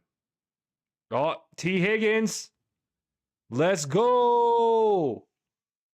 T. Higgins. Touchdown. T. Higgins. Joe Flacco. Joe Flacco making the Bengals resurge. Making the Bengals resurge. I forgot who asked if they should start up T. Higgins, but I'm glad. They must be glad that they started him. They must be glad that they started him. Okay, so let me pull this up, Smitty. Sorry. All right, here we go. So,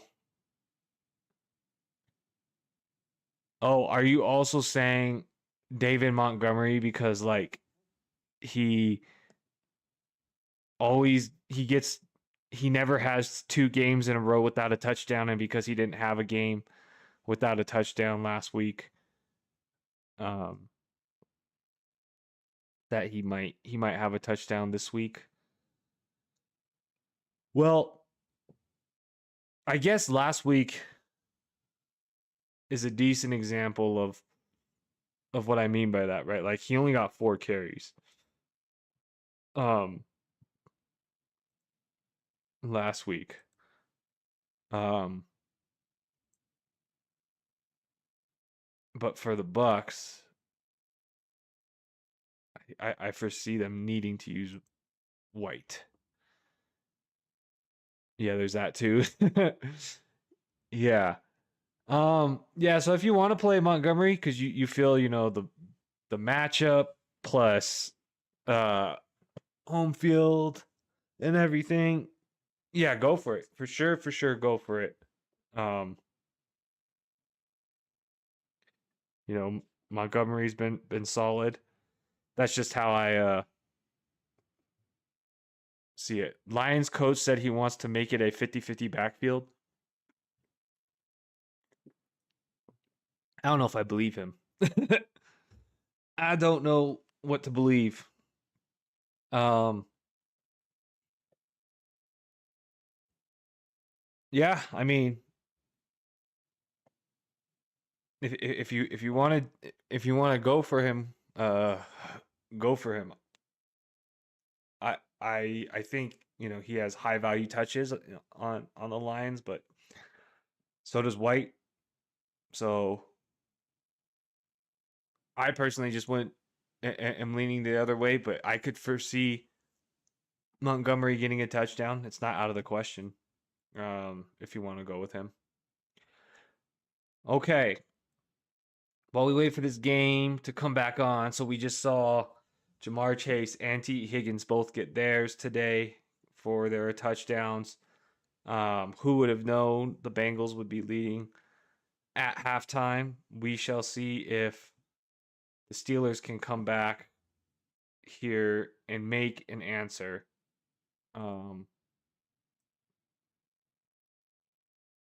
We shall see. All right.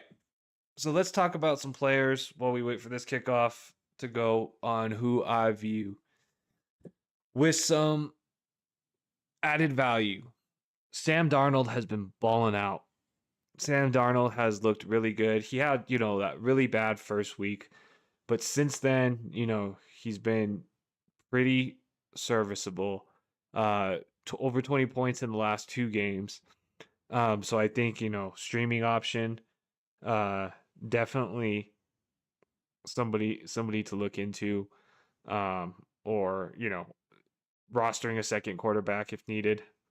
Um, I think he has some value right now.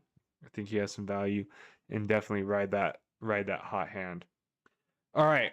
Before we get into the next one, let's check in on the game. 2 minutes and 47 seconds left. Aaron Rodgers and team are down 10-14 on the 30-yard line. Shotgun formation. 10 seconds on the play clock. We got a pitch to Jaylen Warren. Gain of about 2 or 3. They said they roll him down. It looked like he fumbled for a second, but they said he was down. All right.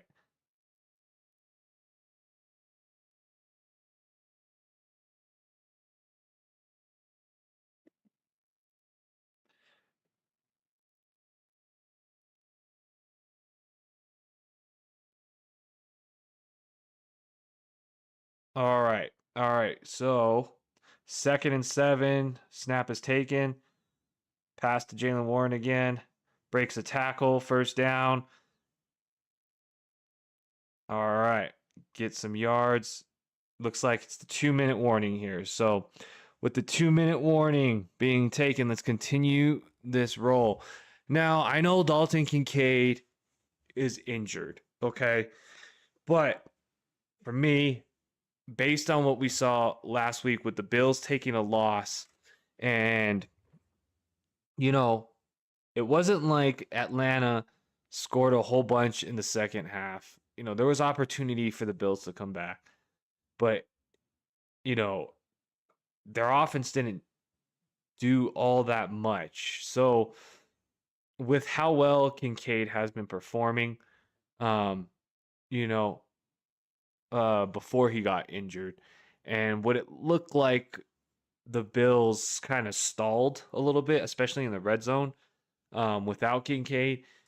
I'm inclined to think that if he's healthy, he is a highly needed piece in that offense for like, big third down conversions or touchdowns. So I think rest of the season Kincaid will hold value. I don't think he's going to get, 7 receptions in a game, but the three receptions, 3 or 4 reception he does get in the game, some of those looks are going to be in the end zone. So and the Bills projected to score a lot of points. So in the tight end position, it kind of is touchdown or bust. And I think him, kind of like Dallas Goedert, are on that side of more likely to catch touchdowns um, than not for a tight end.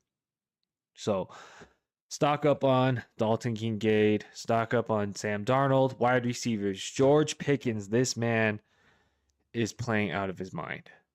This man has played so well that whoever picks him up next year is going to have to pay a lot of money, and they're going to be quite happy to do so because it doesn't matter if he's, guarded by the best player. It doesn't matter if CeeDee Lamb is out.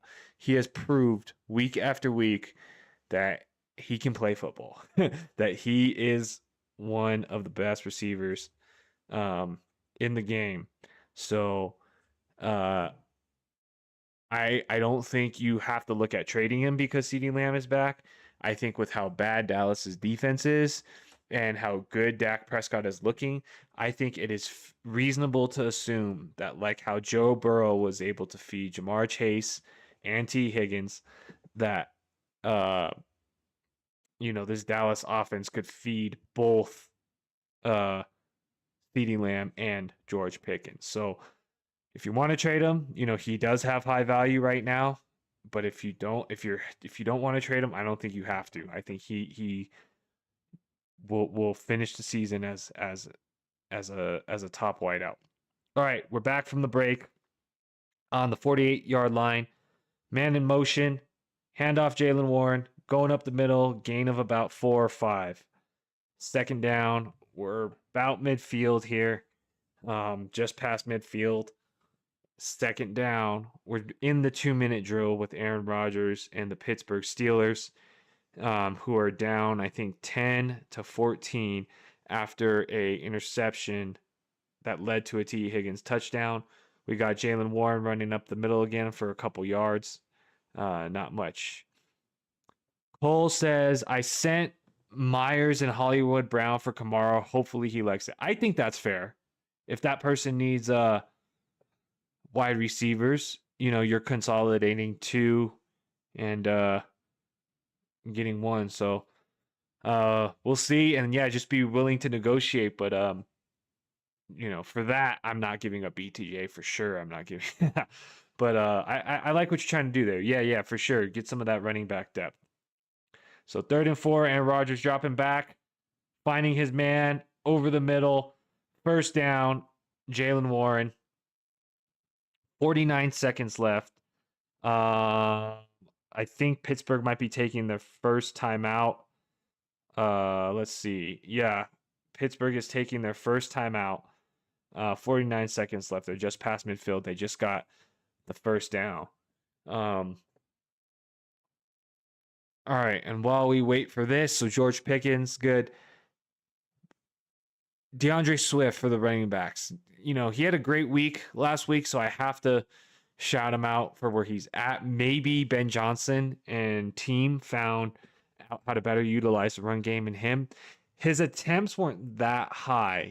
He's always been averaging around 14, 15 attempts a game. So it's not like he got a lot more attempts. He just broke off for a couple big plays. So that's why I wrote there, just be careful.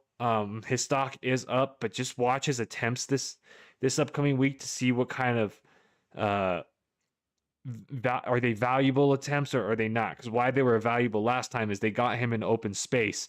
So if they continue to do such things, even if he's only getting 15 to 18 attempts a game, it's going to be worth it because if they're higher value attempts, it could mean something. So his stock is up, but just be careful, right? Just watch it to make sure that the value holds. And it wasn't just a fluke game. Okay. So we are on probably the last drive of the half. You know, Steelers got off to a hot start, scoring on the first drive, and scored a field goal, but haven't really honestly done much besides that. The Bengals started off a little slower, but they scored touchdowns on their last two drives. One to Jamar Chase, and then one to T. Higgins after a Aaron Rodgers interception. So we're 2nd and 13 here. Aaron Rodgers taking the snap, finding DK Metcalf quickly, who holds onto the football. And they're saying, did he fumble it? Did he get out of bounds? No good. All the refs are all confused. Cincinnati's saying that they took over the possession. I don't know. I don't know.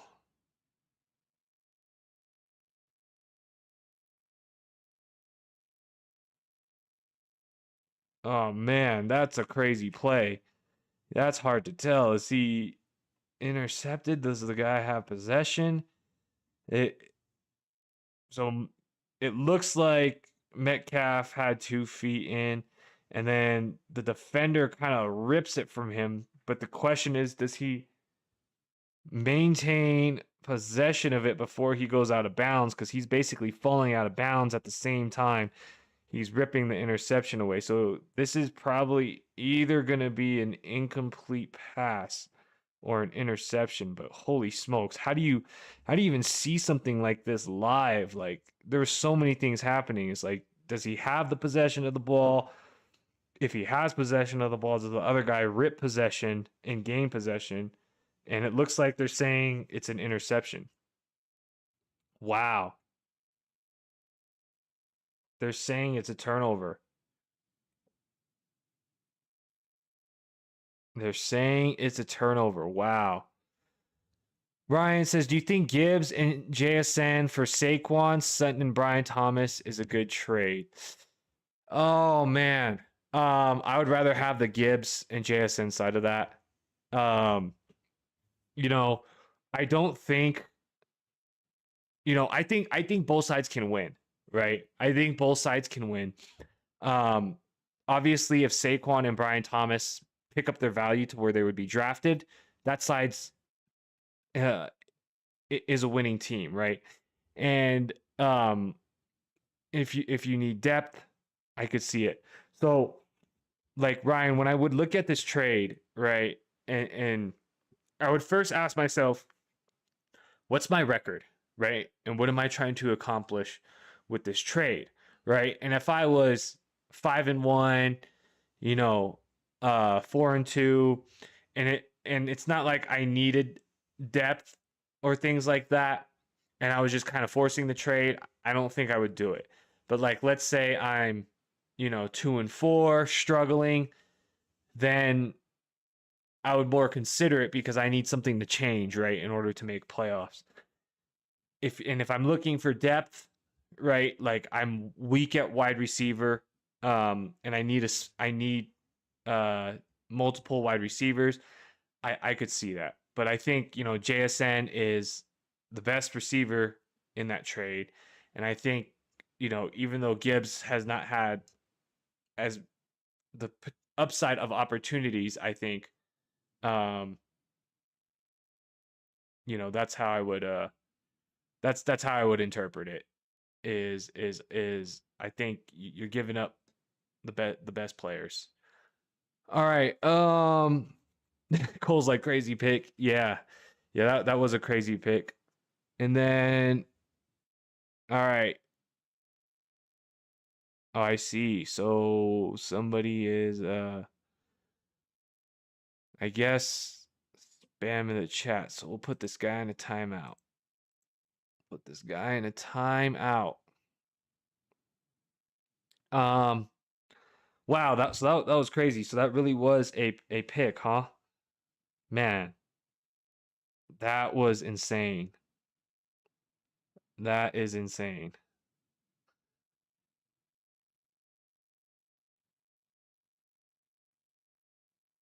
So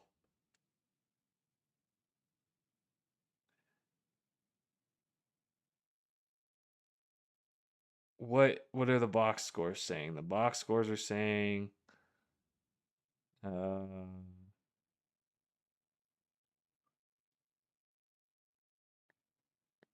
so Chase Brown's got 74 yards on 5 rushing attempts.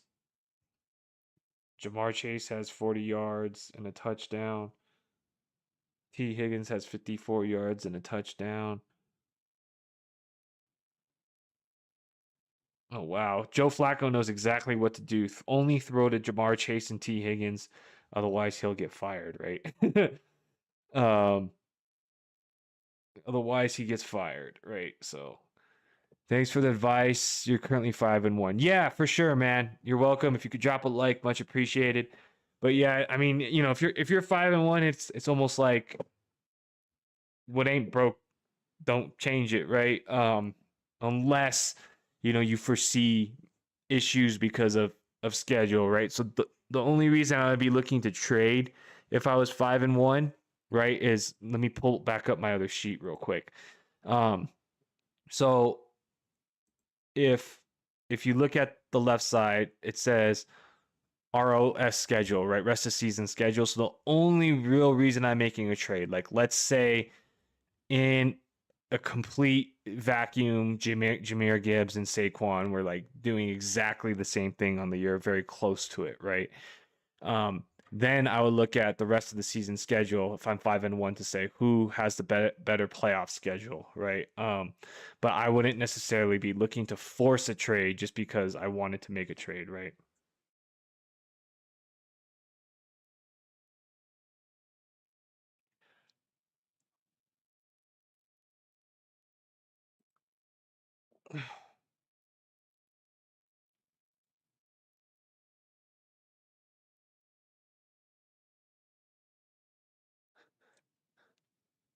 All right. It's to all of you who ask questions. Let's celebrate each other, appreciate and hearten all the question. All right, Jamar Chase catching footballs again. Wow. First down. So Ryan says you were tempted due to Gibbs and Jason having a bye. Saquon's going to be big in the second half of the season. Ah, yeah. So, okay. So since you have two people on bye, yeah, yeah. Okay. I get what you're saying. Um, I just think you're giving up the best player, right? JSN for the receivers. Um, in that. Uh, and then Saquon, you know, Saquon could have a big second half too, but the same could happen. That's been happening. But just as much as Saquon having a big second half doesn't mean that Gibbs can't have it either. Um, but I think, on the receiver ends, I think it's proven that Cortland Sutton is a great receiver, but you know, he's not he's not a JSN, right? He's not a Puka. And then for BTJ to get there, you'd have to do a lot, right? He'd have to do a lot to get there. So, um, yeah, I like your side of it more, Ryan. But appreciate the thoughts and feedback. Let me know if anything else. Well, parlay definitely cooked. It was only 5. Um, your other receivers are Pickens and Lad McConkey. Yeah, so then if you did make that trade, you would have Sutton, Pickens, McConkey, and BTJ. So unless you're in a 3 wide receiver league with the flex, like you're kind of leaving something on the bench weekly, right? Um, versus having the locked in, because then with where you're at now, you're probably locking in JSN and Pickens, right? And then McConkey's your depth, who could be flexed or whatever. So Is there any maybe if you're so maybe you're I'm kind of reading between the lines, right? Maybe you're looking for wide receiver depth, or you're also afraid of that. But you know, I don't I don't think you're ever going to sit JSN or Pickens moving forward, right? Unless something crazy happens. Um, and McConkey as your bye week fill in. I don't see a problem with that.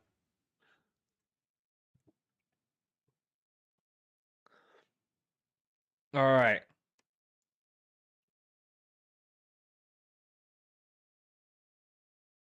So you had Romo Dunze, but traded him and Judkins for Ashton Genty because it's a rookie holdover.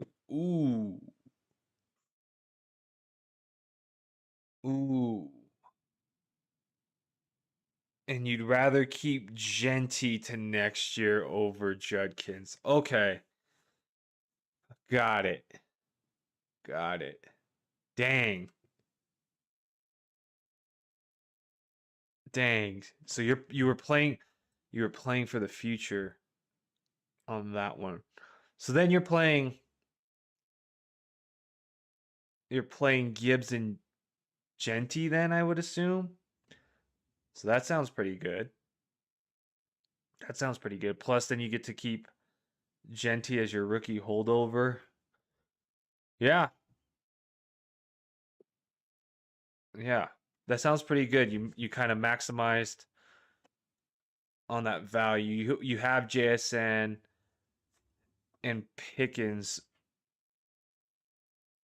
so it would have been nice to have Romo Dunze as depth, but instead you're solidifying your first pick for next year or your rookie for next year. Okay.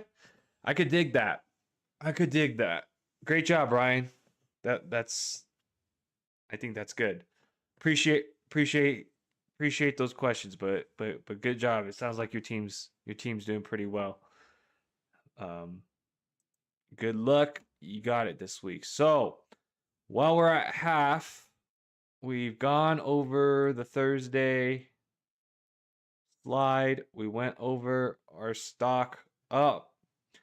Let's go to our stock down now. And this quarterback that we're starting off with, please don't think I am completely down on Jordan Love.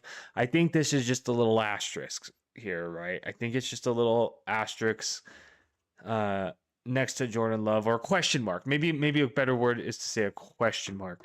I don't think he's gonna flop for the rest of the season, but it's just a little more unpredictable than I would have assumed or like to have assumed to have there. So what I wrote in the notes for Jordan Love is I think based on your roster build is how you have to make the decision on how you're going to use him or not, right? And what I mean by that is, like, if you look at his points, he has some swings, right? He has a 21 point game and a 26 point game, so 2 games over 20 points.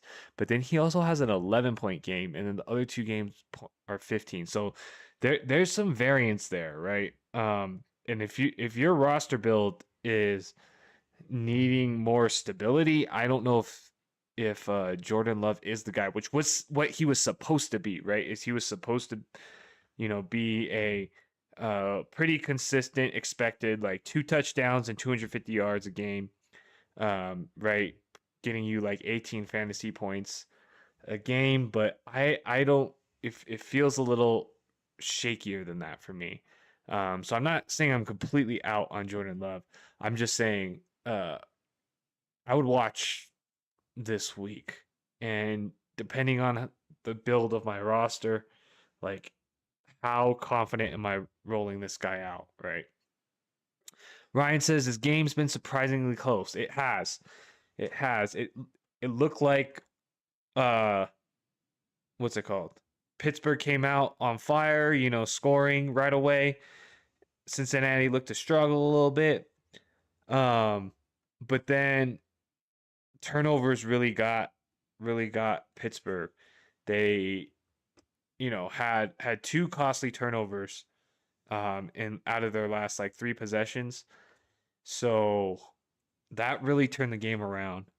Um, one was just a really bad interception by Aaron Rodgers, and then DK Metcalf got the ball taken away from him. Um, so uh, yeah, yeah, this is definitely not how I expected this game to go.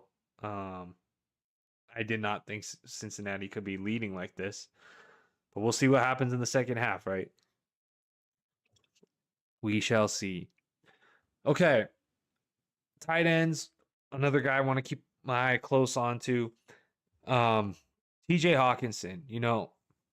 Week over week, he started to be projected for for less and less points. He started to be projected for less and less points. Um, and even so, he's not really like doing anything crazy with it. Yeah, he had a good game. But um over the course of the season, uh, you know, it doesn't look like he's highly being utilized in that offense right now. And there's so many different tight ends with some potential upside like Mason Taylor, Theo Johnson, some of these other guys who I might be willing to take a shot on rather than holding TJ Hawkinson every week. Yes, he's been consistent for like, a couple points these past three games, but I think I'm willing to move off that for some better potential. All right, SK says Bam Knight or Michael Carter full PPR. Oh geez, man. I would take that. You're basically pulling from the same backfield here. I think Michael Carter, has the more usage in the passing game. And so when to me, it's like a coin flip in the backfield field of who's gonna get it. Um, since it's full PPR, I would choose the person with the receiving work, and I envision Michael Carter getting more uh receiving work than Bam Knight, right? So I would choose Michael Carter. I think Bam Knight was he also injured um this week or limited in practice?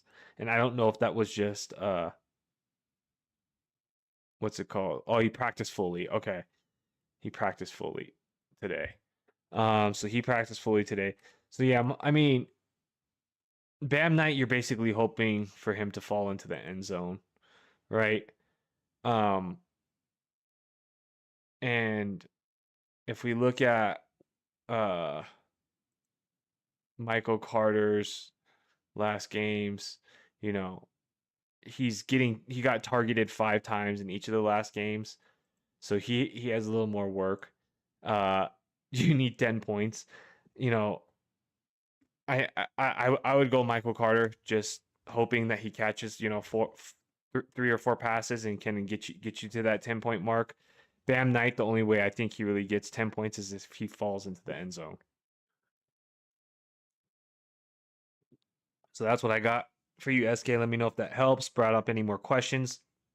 But if it did, if you could leave a like, much appreciated. Um, appreciate you. We'll be here all game and anybody and Sunday as well. So hope to see you again. Maybe you could drop a like if you can. Thank you. Stand BTJ for Judkins. I'm trying to remember. You need running back depth. Yes, I could do that. I could do that. I could do that. So, you know, um like we talked about, if if because of where you're at with the running backs, you're going to want some running back depth. And Judkins, while the offense is not the most prolific, there's very few uh people who have as much opportunity as he has, right? So that's all you can hope for at the running back position, and you can hope that he starts to get used in the passing game more. But you could foresee Judkins carrying between RB1 to RB2 value for the rest of the season.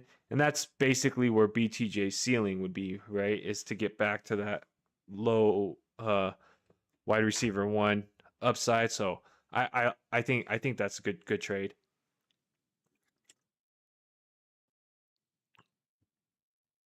Appreciate that, Cole. So I went over TJ Hawkinson, went over Jordan Love. Let's go to the wide receiver. We got Jacoby Myers, who, oh my goodness, my Raiders, they are in deep trouble. And Jacoby Myers has just not looked good recently. Um, he's projected to not even, kind of be scoring less and less over these past 3 weeks, and he's just not been doing anything.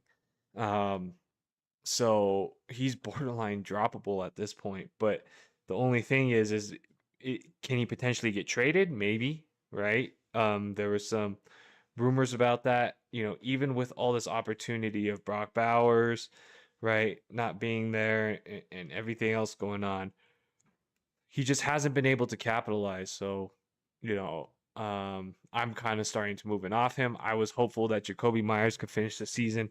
That's kind of like a wide receiver too, right? Like a kind of like a Michael Pittman. But he has not come anywhere close to that. So I'm okay moving off him. And finally, I must have copy and pasted the wrong one. All right. Well, we got two wide receivers here instead of a running back. So we got Jerry Jeudy, who also I would be moving off of. I think this week is pretty much boom or bust for Jerry Jeudy, where if he doesn't do anything here, he's pretty much droppable as well.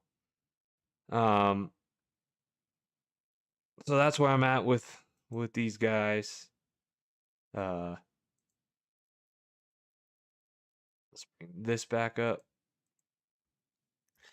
And let me update the points for Jaylen Warren.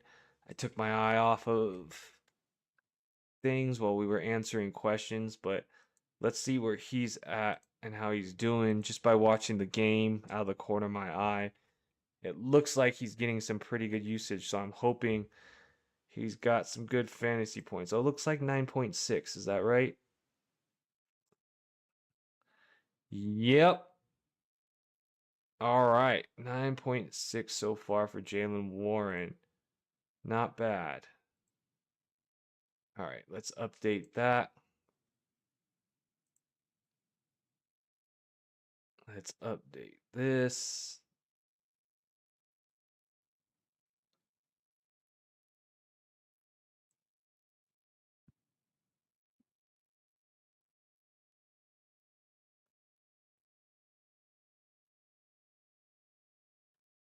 All right.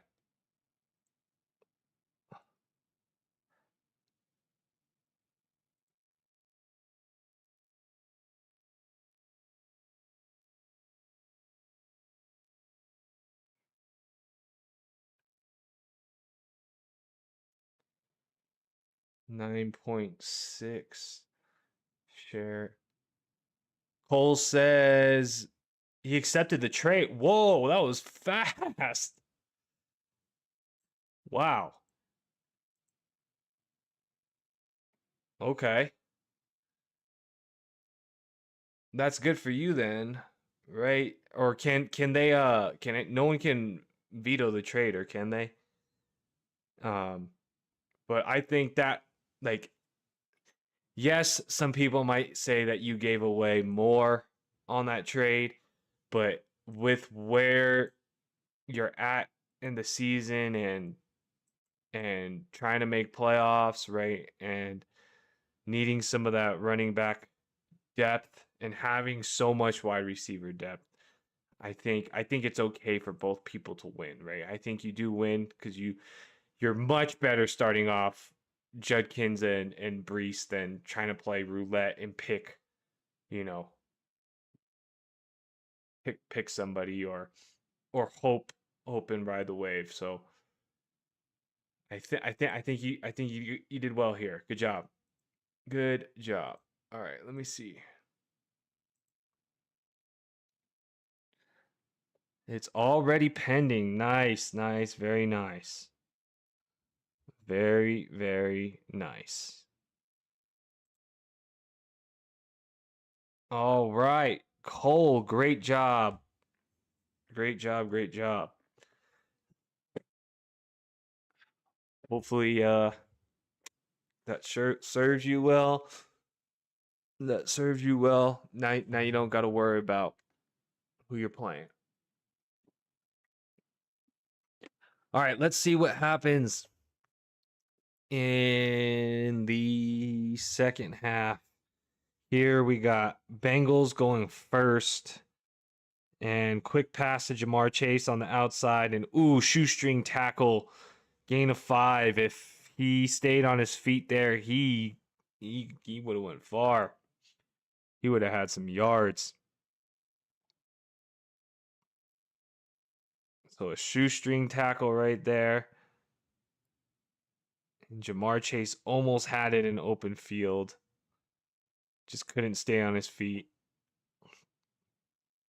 So 2nd and 5. Injured Pittsburgh Steeler coming off. You're nervous because you love BTJ. I mean, I had him last year. I know how fantastic he can be. It's just you would basically otherwise just be playing Brees Hall and Trey Benson, right? When Trey Benson gets back or Michael Carter. And I think it's a little hard to envision a championship team with Brees Hall and Michael Carter, right? But Brees Hall and Judkins, I think I think that's possible. So I like BTJ too, but I think you needed that depth, so you made the right choice. All right, 2nd and 5, back to Jamar Chase, gain of about 3. It's gonna be 3rd down. Jen Will says this is why we can't trust the Steelers. Hey, who knows? Who knows? This is just the start of the 3rd quarter, right? We don't know what's going to happen, but I could not believe Aaron Rodgers threw that pick. I don't know what he saw there. It did not look open at all. So yeah. Shotgun snap is off. We got Chase Brown running up the middle for the 1st down. Oh wait, that's not Chase Brown. That's Samaje Perine. Samaje Perine for the 1st down. Samaje Perine for the 1st down.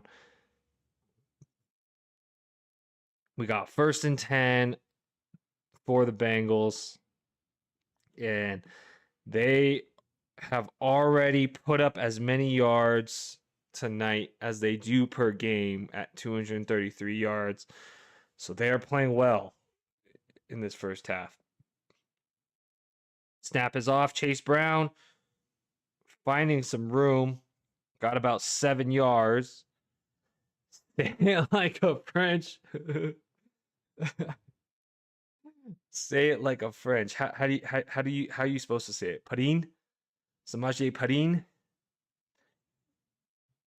Parine. Parine. How do you even say it? Samaje Parine. All right, we got 2nd and 3 across midfield. We got them going across midfield. Snap is off, shotgun, dropping back. Jamar Chase found again. Jeez, man.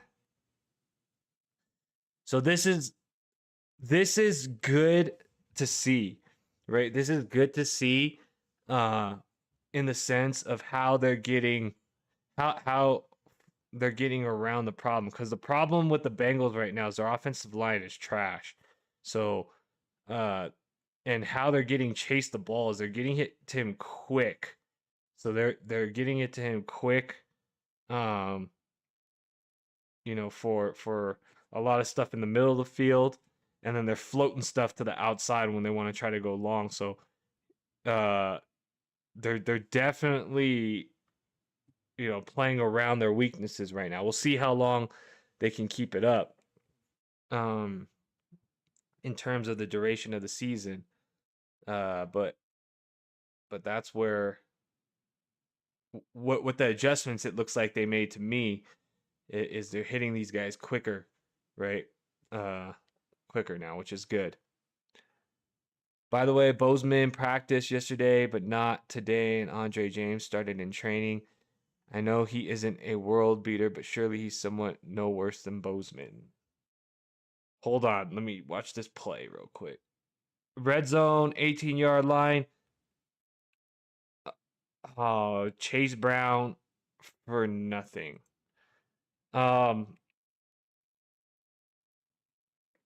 Well, that's good to know though, right?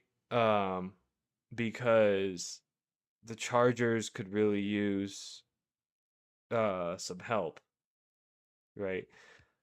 Um, so hopefully you guys get healthy. 15-yard line, 2nd and 7. Dropping back. Looking for the end zone and over the end zone. Incomplete. 3rd down and 7 for the Bengals. And you said Andre James started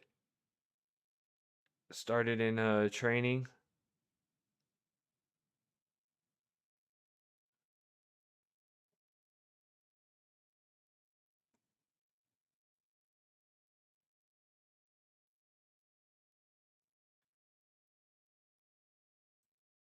What happened? All right, pass is caught.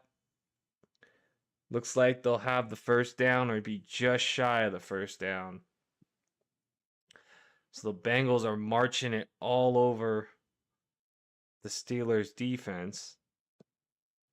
So we got 4th and 1 coming up. Joe Flacco and team staying on the field for 4th down. Staying on the field. So Flacco and team going up.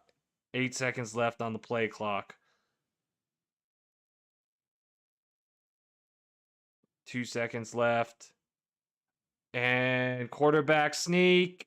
And he's got it. Oh, but they say they call the timeout. Is that what happened?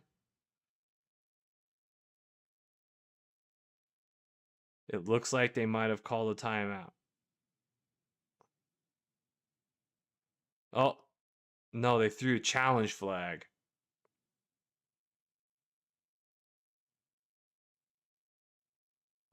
So Cincinnati threw the challenge flag to challenge the spot of the flag. I guess that was a good challenge, right? Because their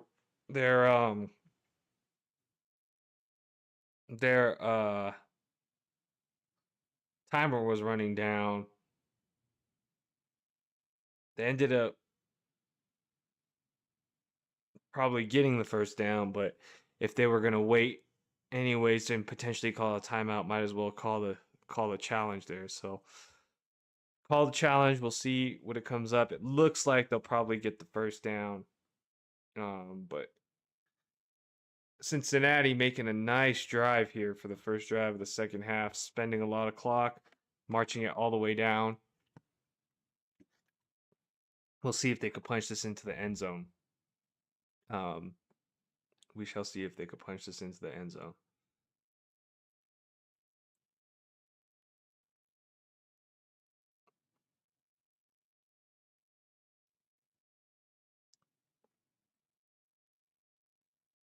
But all right. Drop questions in the chat. Drop questions in the chat. Genwell says you just need a serviceable center, and Bozeman has been bottom 2 for the last 2 seasons.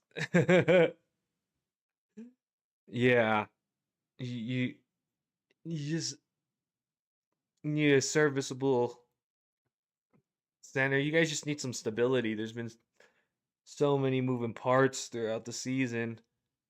It's like just get some type of offensive line out there and the same roster for a few games. You guys have the lead, right? In the division or tied, so let's go. All right. Henry, good day. How are you? Trade Hampton and T. Higgins for Genty. And also Saquon for Ridley and Ridley for James Cook. Oh man. All right. So I guess, if you need for the first one, right? If you need running back because you're out Hampton, I assume these are 2 different leagues, but if they're the same league, let me know, Henry. You know, T. Higgins just scored a touchdown. Uh, he had a good amount of catches the game before. Cincinnati legitly looks better right now, so I think T has some value, right? Hampton, 2 different leagues. Hampton, it does not look like, we're very uncertain when Omarion Hampton is coming back. So if you need running back depth now, I think that's fine, right? If you're not using T. Higgins, and because you don't know when Hampton's coming back, you get the immediate value of Genty. I think that's fine. In terms of Saquon and Ridley for James Cook, I also think that's fine. I think Ridley is kind of like, when are you ever going to trust him, right? When are you ever going to trust him to play? So to me, it's almost like Saquon for James Cook, pretty close to straight up. And with where they're at right now, James Cook is, you know, is a half a tier above Saquon, a tier above Saquon. And I don't foresee that changing. Like they're going to need James Cook, in that offense. So I don't foresee him coming back. It's just is Saquon gonna ever come back? So if I'm getting Genty and James Cook, I think those are fine trades. I think those are fine trades. Just the one pushback I would have is, uh, in the case of Hampton and T for Genty, is that, you know, the best value that you could get, but that's where I'd be at. So appreciate you too, Henry. Let me know if you have any other questions. Drop a like if you can. Much appreciated. All right. Jen Will says even Slayer try playing center. They might as well just put anybody out there, right? Put the Chargers jersey on, and maybe they could get Jason Kelsey to come out of retirement and come play center. But appreciate all the questions. Those are all good ones. Good luck. Go with the trade. General, we have to get offensive.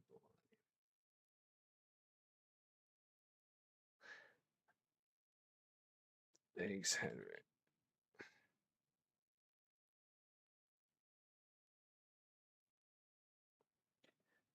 All right. 3rd down, incomplete for Third down, incomplete for the Bengals. So 4th and goal. Jalen Ramsey was on Jamar Chase. Had him covered pretty well. Uh, nothing home.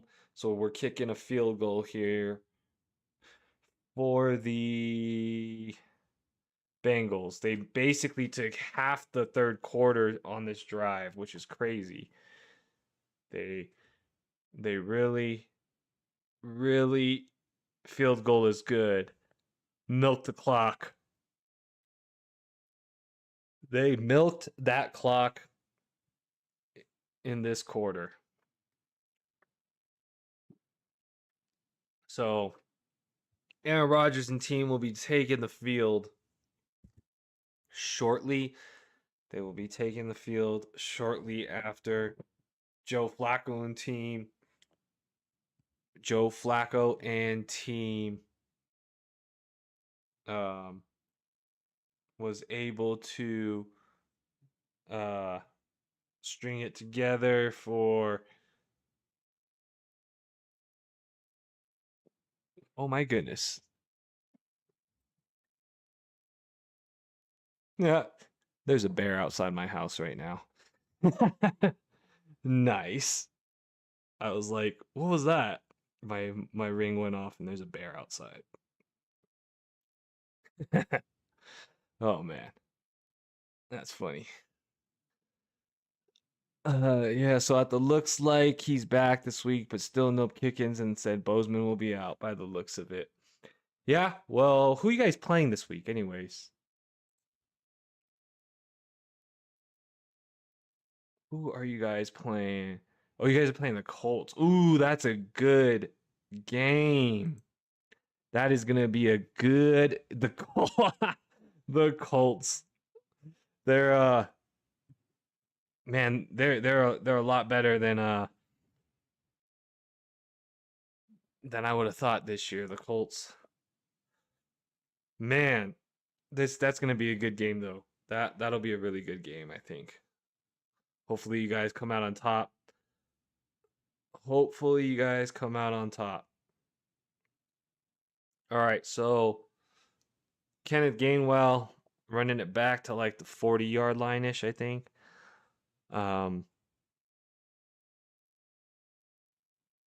We got 1st and 10, 7 minutes, 48 seconds left on the 39-yard line. Aaron Rodgers under center, man in motion, pitch to Jaylen Warren up the middle. Gain of about 4. Gain of about 4. So Genwell and the Chargers will be playing the Colts. I want who's projected to win there. That's a good one. That'll be a good game. The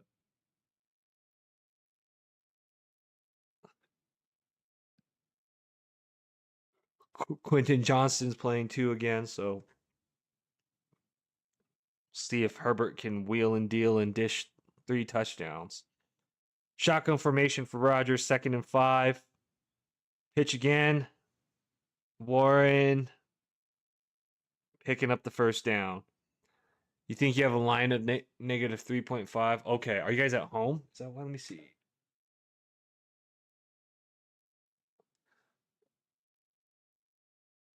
You guys are at home. At home in SoFi. SoFi Stadium. It's quite a nice stadium, I have to say. All right, 1st and 10 for the Steelers.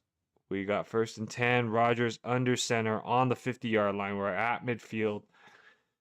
1st and 10. Man in motion. Pitch again.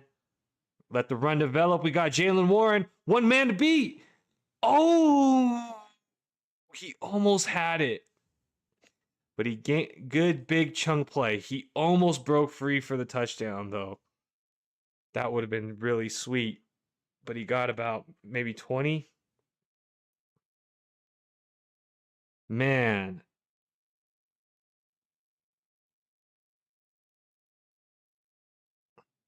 All right. Good run there. Good run there for Jaylen Warren. All right, we are first and 10, 5 minutes, 50 seconds left in the third quarter. First and 10 on the 26-yard line. Another pitch. Jaylen Warren, gain of about 3 or 2. So we got second down coming. Jaylen Warren taking them down most of the way. We got the Bengals up 20-10. Who would have known that the Bengals would be spanking the Steelers at this point in time? We got 5 minutes left in the third quarter. Bengals are up 20-10. Kenneth Gainwell's in the backfield after Jaylen Warren probably needs a rest. Be probably watching DK Metcalf. He's in the slot right now. They're floating it for the side and nobody home. Target intended for, looks like Jonnu Smith maybe. 3rd and 8. It's going to be 3rd and 8.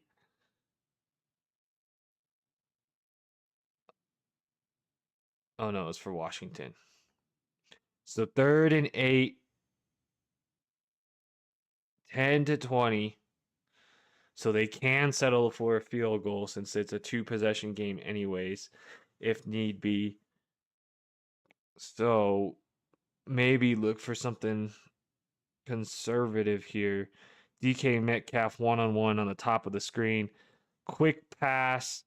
First down is gotten. First down by Wilson. We have Aaron Rodgers and team getting a first down on the 10-yard line. Ooh, almost picked off.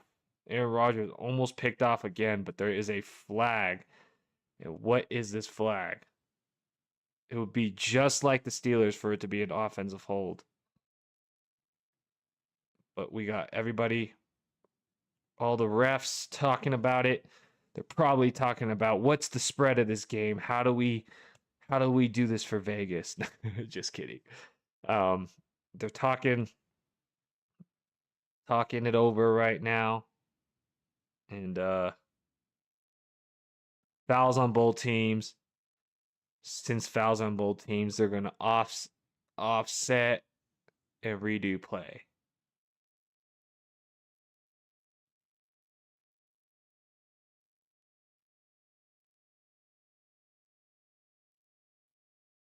All right. Penalties, offset, and first down. So 4 minutes and 36 seconds left.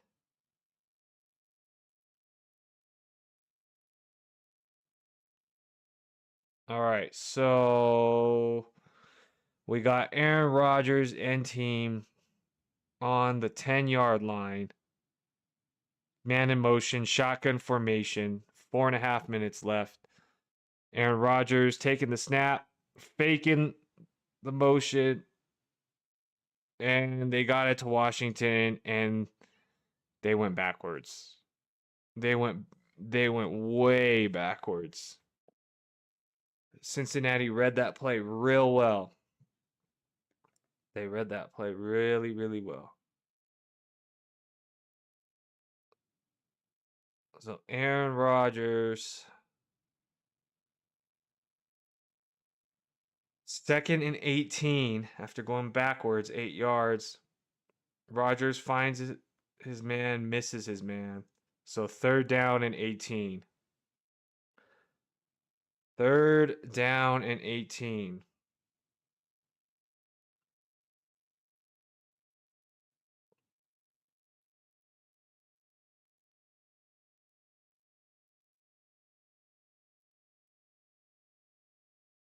All right, 3rd down and 18. Uh-oh, and somebody's hurt. Somebody is hurt.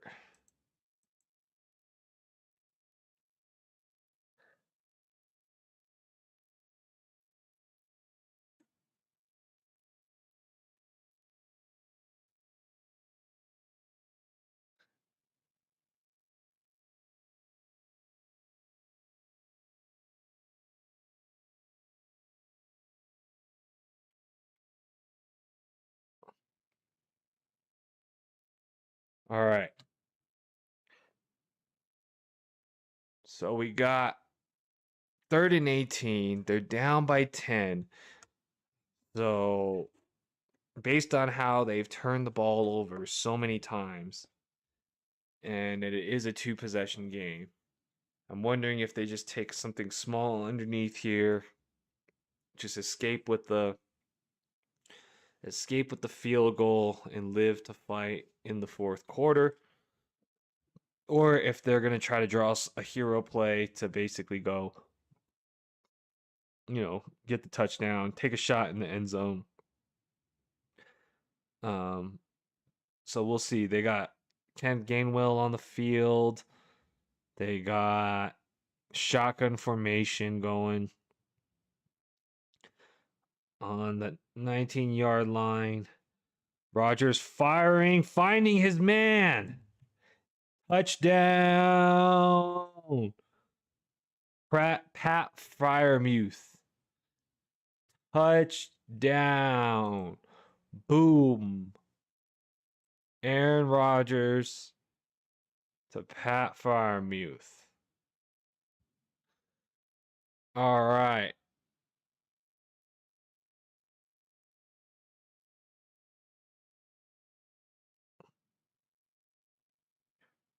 Wow. All right. That was fun. That was very fun. All right, so now we got a competitive game. We got 17-20. Pittsburgh just scored, so we'll see what they can do while we wait for this break. Feel free to drop any questions in the chat. I am going to use the restroom real quick, and I'll be right back.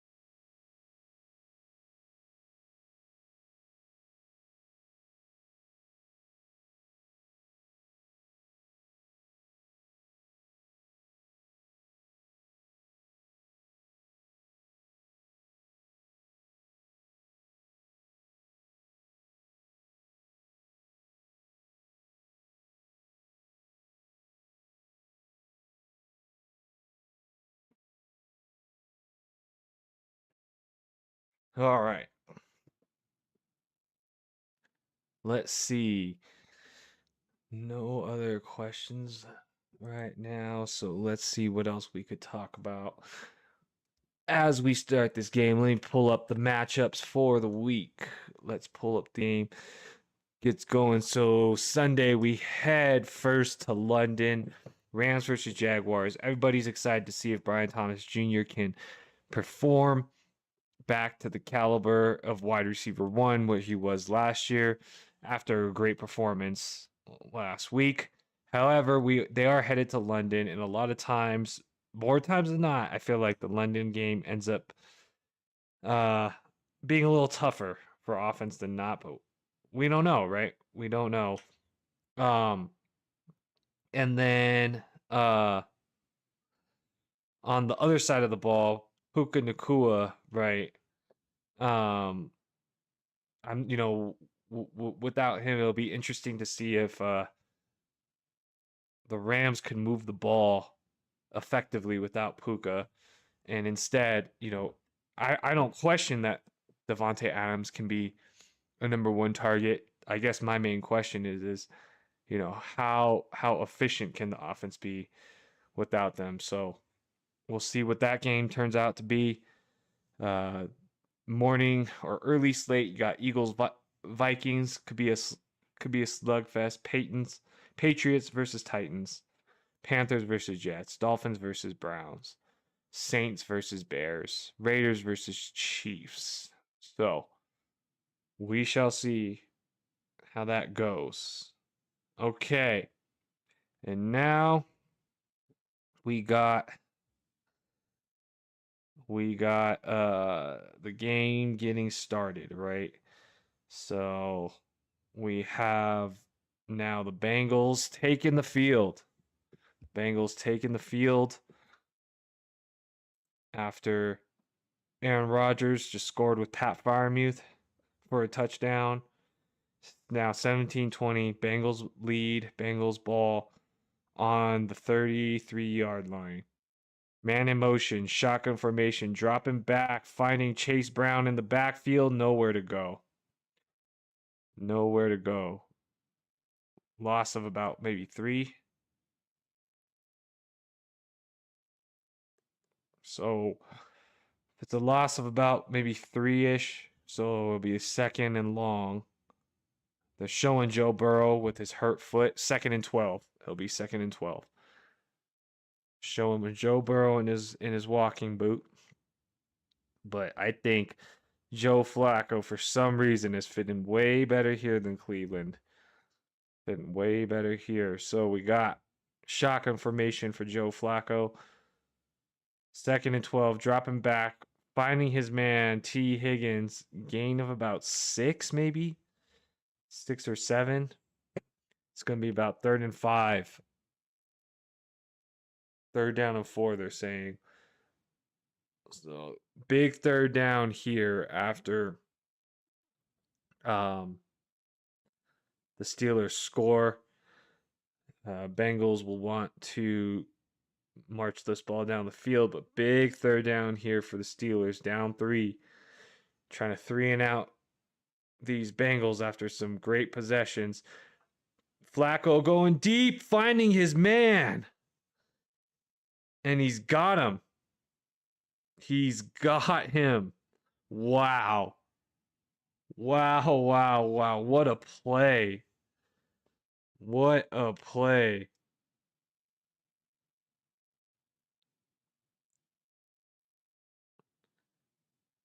Oh, man. The safety bit on double coverage for Jamar Chase and instead opened it one-on-one in the middle of the field. And Joe Flacco hit his man. Joe Flacco looking really good right now. Looking way better than he did on Cleveland. This gets you excited if you're a Chase owner or a Higgins owner, because it's really looking like he's gonna save the value of save the value a bit here of the team. So we got 2nd down and 4 for the Bengals. 2nd down and 4. Joe Flacco under center. 18-yard line in the red zone. 2nd down and 4. Taking the snap. Finding Chase. 1st down. Inside the 10-yard line. All right. All right. The Bengals are marching it down. The Bengals are marching it down. It is looking like the Bengals are about to score yet again. Jamar Chase is doing well. All right. 1st down, looking for Chase Brown. No one home. All right. 2nd and goal. We got 23 seconds left in the 3rd quarter. It's really looking like the Bengals are a different team with Joe Flacco comparatively to Jake Browning.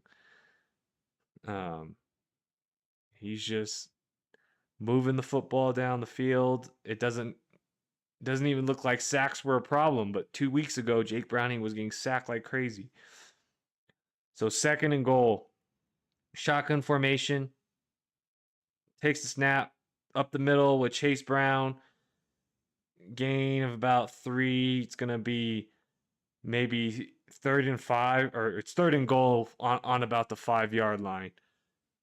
So Chase Brown and team, end of the 3rd quarter, they'll be on the 5-yard line. on third down, trying to score a touchdown. It's going into the fourth quarter, so this is a big stop that needs to be made by Pittsburgh. Cincinnati here could punch it in and make it a 2-possession game. So we shall see what they do. In the meantime, let's get the score updated for Jaylen Warren, wherever he is at for this day. All right, he's at 13.3 half. All right. Looking like the right play right now. 13.3 points for half PPR. 13.3. If we can just please get him a touchdown, that would be fantastic. That would be fantastic. But I'm happy with what he's been doing this game, with where he's at.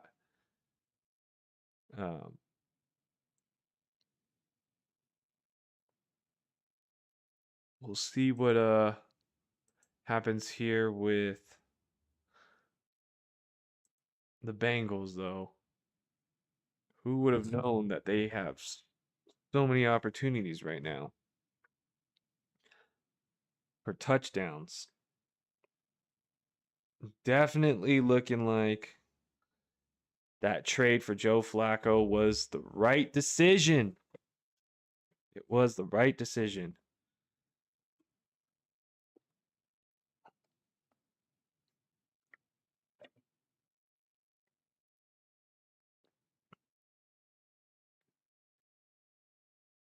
All right.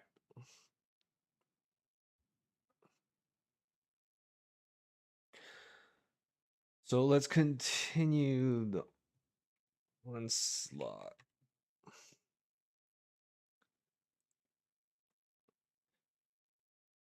So, wow. Holy crap. All right, 3rd and goal. 3rd and goal. Here we go. Joe Flacco taking the snap, dropping back, finding his man. Easy money. Touchdown. Joe Flacco scoring the touchdown.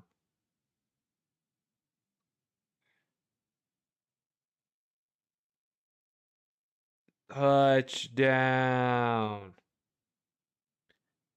Wow. Wow, wow, wow.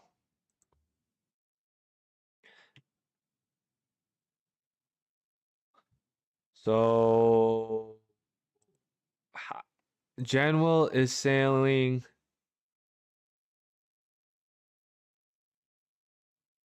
Wait. IDL Territar is number 1. Really? Interesting. Because of his tackles? That's interesting. I've never played IDL before. Have you played IDL? The Steelers are fumbling the bag after the Bills lost. Oh, because they would have had a chance, huh, for the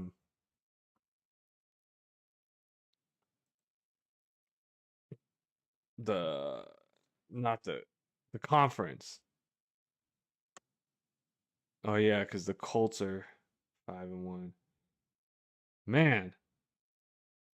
Well, hopefully that means for you that if the Steelers fumble the bag, then hopefully the Colts will fumble the bag against your Chargers. That's how you got to be thinking. That is how you got to be thinking that your Chargers are gonna upset the Colts next. All right, 17-27. Wow. All right.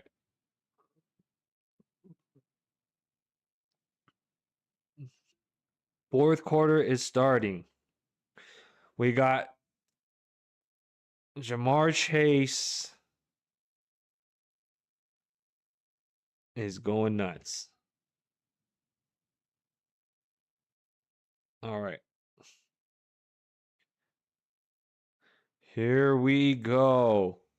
Here we go. So the Steelers are taking over here. Start of the fourth quarter, down 10 points. Rodgers under centers, got a guy in motion. Got him set on the line. Got a pitch. Warren finding a big hole. One man to beat. Let's go. Let's go. Running hard there, my guy. He got across. Got to the 50-yard line there. Wow. Let's go. Jaylen Warren with a nice run there. He broke a couple tackles. Dang, Jaylen Warren looking real nice, running really hard. All right, here we go. Shotgun formation.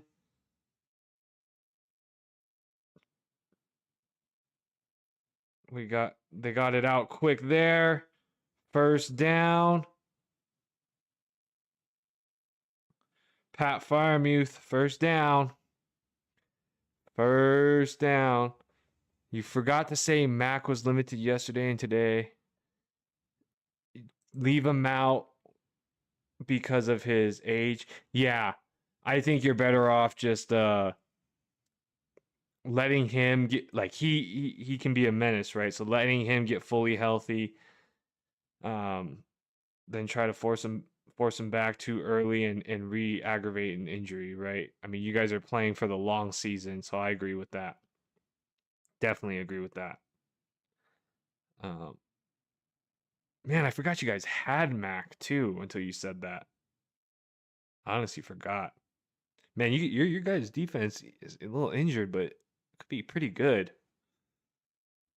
Chargers, pretty good. All right. So here we go. 2nd and 9 for the Steelers on the 18-yard line. Quick pass to DK Metcalf. Spun down. It's going to be 3rd down, like 3rd and 5, 3rd and 4. It's going to be 3rd down. And we got a 10-point game, so they do need to score twice, but they have not been able to stop the Bengals on any of their last 3 drives. So 3rd down and 4 on the 12-yard line. Rodgers finds his man. All right. Finds his man. 1st down. It's going to be like 1st down and 4. Hopefully we can get a Jaylen Warren touchdown here. That would be quite nice.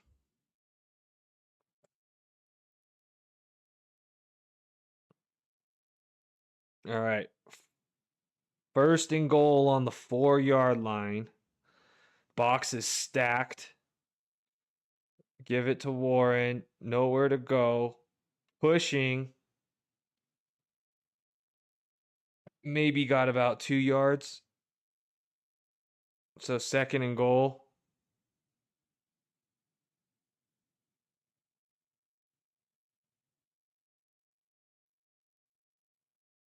Second and goal. They got 2nd and goal here. They got both Kenneth Gainwell and Jaylen Warren in the backfield. All right, here we go. Ooh, nice chip block. And he found his man. Washington. Touchdown. Wow, Jaylen Warren with what a block, yo. Man, I just watching Jaylen Warren play, like, I just starting to like this guy more and more. I drafted him, whatever it was, 2 years ago, and he looked okay, but holy smokes, this guy is looking like a complete back, making the blocks, to set up the touchdown, running hard. You just gotta love a guy who plays this hard, man. That's awesome. That's awesome. Genwell says, in your opinion, which running back do the Chargers get? No doubt they're gonna sign one. I think you even mentioned Kamara before, right? Uh, do I think they bring somebody out of um retirement? I don't know. Let me pull a list up to see uh who's in market, right? Um let's see.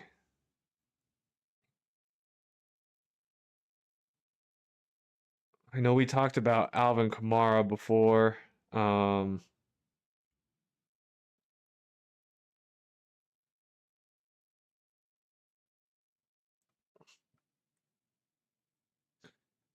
who else could it possibly be? Who else could it possibly be?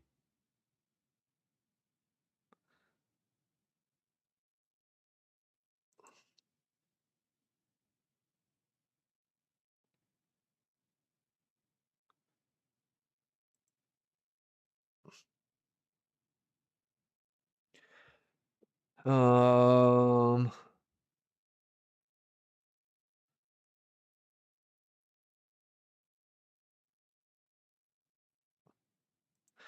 I guess if they make the trade, then they're probably assuming that Amarian Hampton is not coming back this year, right? So I wonder if they're basing their decision off of how they feel about that, right? Um,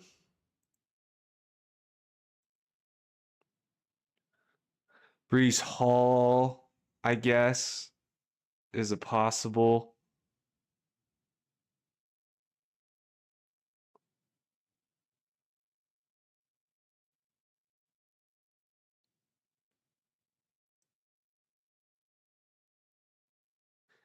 Achan? I don't think they're gonna get Achan. No way, right? That's like a dream come true. I think is Achan like not are they not happy at Miami? Like Brees Hall, they've already kind of signaled that they don't really care about Brees Hall anymore, right? So I could see that. I could see that happening. Um,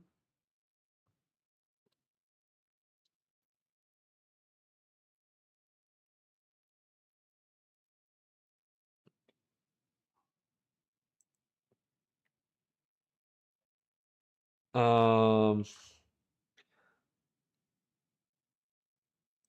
let's see.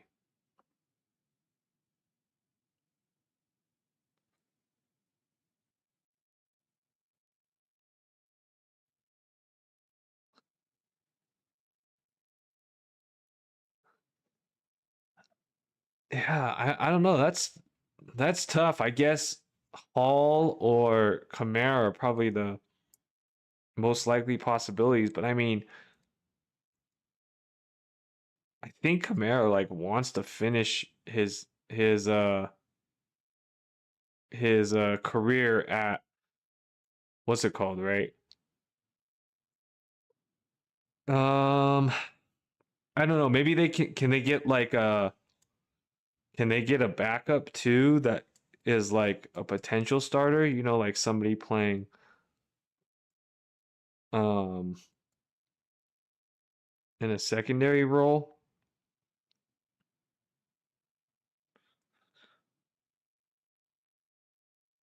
All right, here we go. Taking the snap. And there you go. The Bengals are past midfield now. Two quick plays. Man, and the Steelers look like they're just letting them have these yards.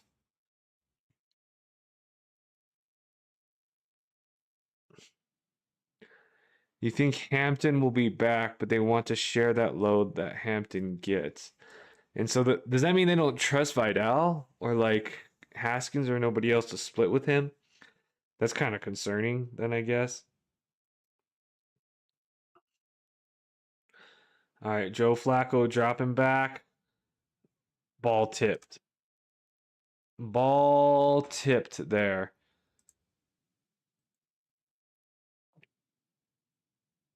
So let me see this real quick.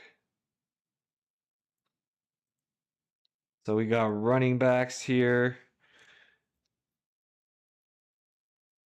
We got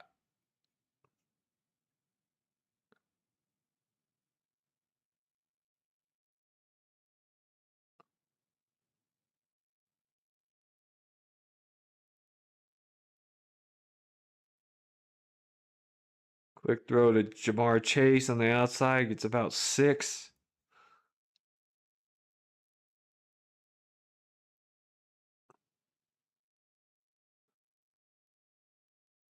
Uh,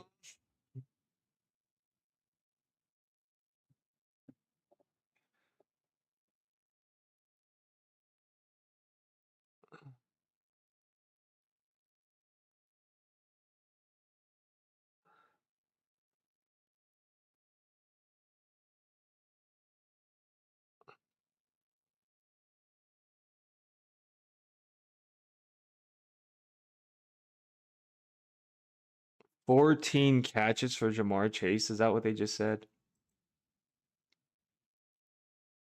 Yeah, they don't trust them being RB1. Okay. So Jamar Chase caught 14 passes today. That's crazy.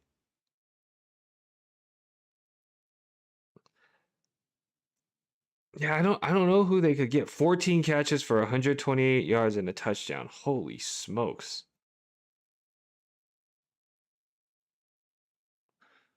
All right, 24-yard line. Chase Brown almost breaking free.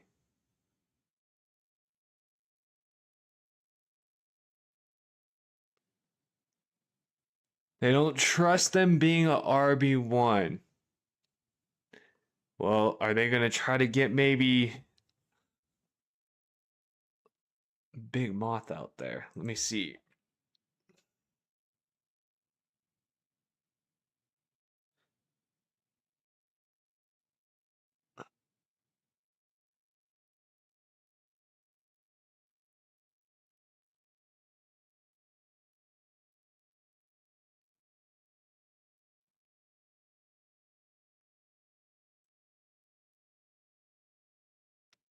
Yeah, I don't know who else they could get.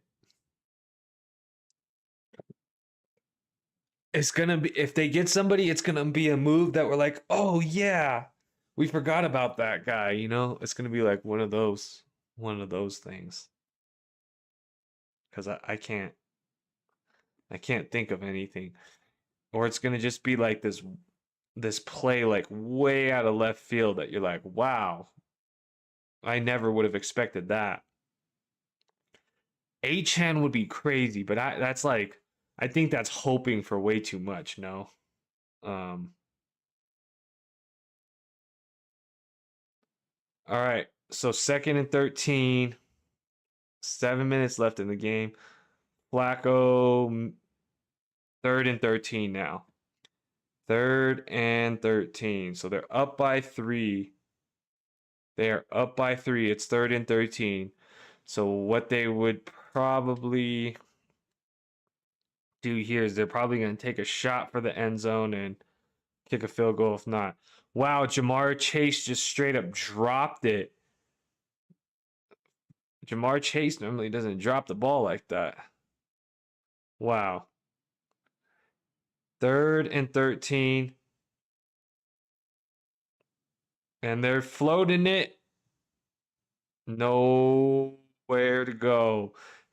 Tended for T. Higgins. He's looking for a flag, but he's not going to get it. So 7 minutes left. They're going to kick a field goal to try to put them up by 6. Also, one thing about Hall being traded is it's gonna be a team that's willing to pay him. That's true, right? He's gonna want to get paid. Um, and Najee Harris was only on a 1 year deal, I think, right? So there is a vacated spot. So I believe, right? Najee Harris was only on a 1 year deal, so I get what you're saying. They could just be planning for the year after, right? Even if they're gonna treat Amari and Hampton as one of the real backs, they might be looking for a piece, a complementary piece. All right, so field goal was good. Field goal was good. Cole says everyone is mad about the Judkins trade. This is a great game. Well, sorry, Cole, you're the one that bet the over under of Jamar Chase, right? Um, if so, I'm so sorry. Wait, so everyone's mad about the Judkins trade, as in they're mad that you're getting Judkins? Um, I thought that was a pretty fair trade, you know. Um, if the guy smash accepted it, I mean, it obviously means he wants it too. Um, so if it wasn't like this person delayed accepting or nothing. So I feel like if both parties want it, what why is it, if it's not collusion, like just, why not, right? Both teams wanted to do it. It's not like if the Browns traded with for Joe Flacco. It's not like everybody could be like, veto, no, we don't accept this. um, so good luck to you, Cole. Good luck to you. Fair trade. It is. This game is also a lot better than I thought it was going to be. I didn't think I would be this entertained. And I did not think it would be the Steelers playing from behind. I thought it would be the exact opposite. I honestly thought it would be the exact opposite. But this is a big play, right? This is a big drive. So all it took was a couple interceptions to make this game this close. Just a couple key interceptions and turnovers. Pittsburgh Steelers couldn't match on defense so far yet. So here we go. Here we go. It is 24-30. The Bengals are leading this game. 24-30. The Bengals are winning. And we have the kickoff is up. And here come the Steelers running it back. And they bring it close to the 40. So we got 6:52 left in this game. We got 6 minutes and 52 seconds left in this game. The Steelers have 3 timeouts left. The Bengals have 2. All right. So here we go. Aaron Rodgers under center. Man in motion. Aaron Rodgers under center. 6 seconds on the play clock left. Snap is off. Toss. Jaylen Warren gain of about 3. So we got a touchdown needed here by the Steelers. If they can score quick, maybe they can make it into 2 possessions, but it has been a very, very, very slow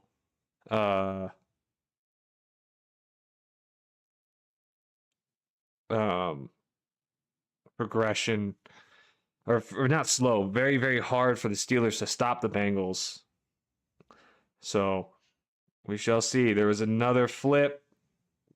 Gain of about 3. Third down for the Steelers after another pitch to Jaylen Warren. Third down. Jen Will says, was the one timeout for the challenge? Oh, was it?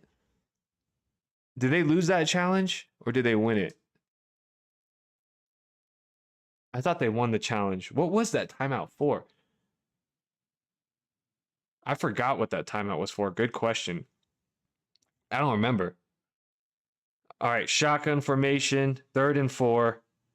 Aaron Rodgers. Play clock down. Incomplete. 4th down and 4. Wow. Wow. Aaron Rodgers could not convert it.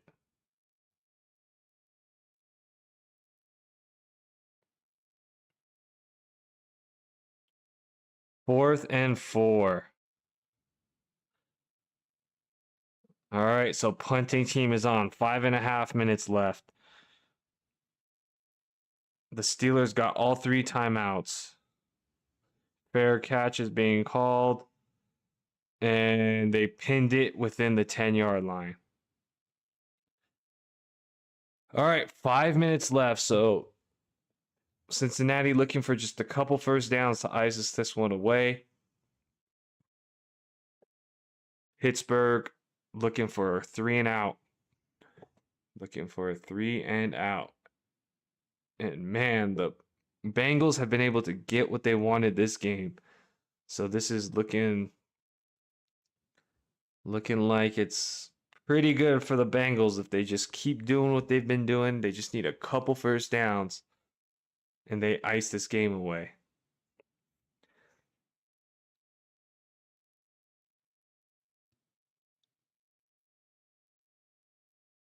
Any big returns this game?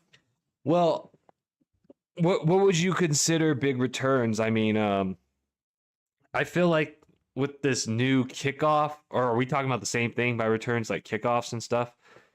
With the new kickoff rules, I feel like bringing it out to like the 40 or midfield is not, it's more frequent than not now. So like, yeah, there've been a lot of returns that have been bringing it back to about midfield, on the kickoffs. The punts, I haven't really seen anything big being returned on the punts, no.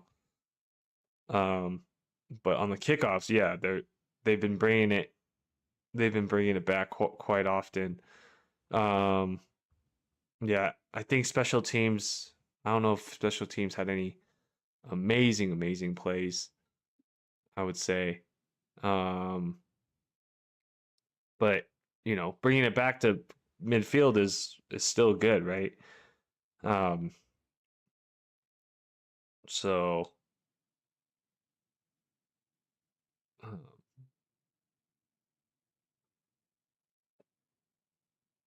right now they're gonna have to be on the 90 or the 10-yard line, right?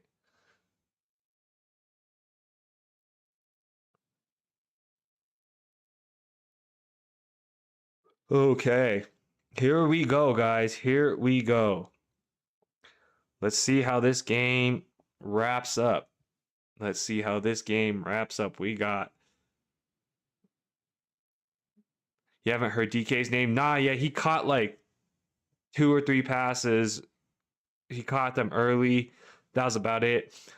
The DK, the only other thing was he like kind of caught a pass, but then somebody ripped it from him and it was an interception. It was an interception, right in the first half. So like DK was like bobbling the ball, and then someone came in and grabbed the ball from him as they were falling out of bounds, and they ruled it interception. So, but no, they haven't really connected. They haven't Rodgers and him haven't really connected today. Rodgers is looking more at the tight ends right now. Like he's been hitting and looking at the tight ends more often. All right, 2nd and 10. Shotgun formation. Design run play for Joe Flacco. Wow. And he got a first down. Designed run play for Joe Flacco to get a first down.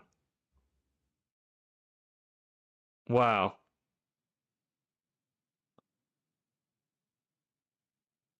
And Joe 2.0 we trust, they said.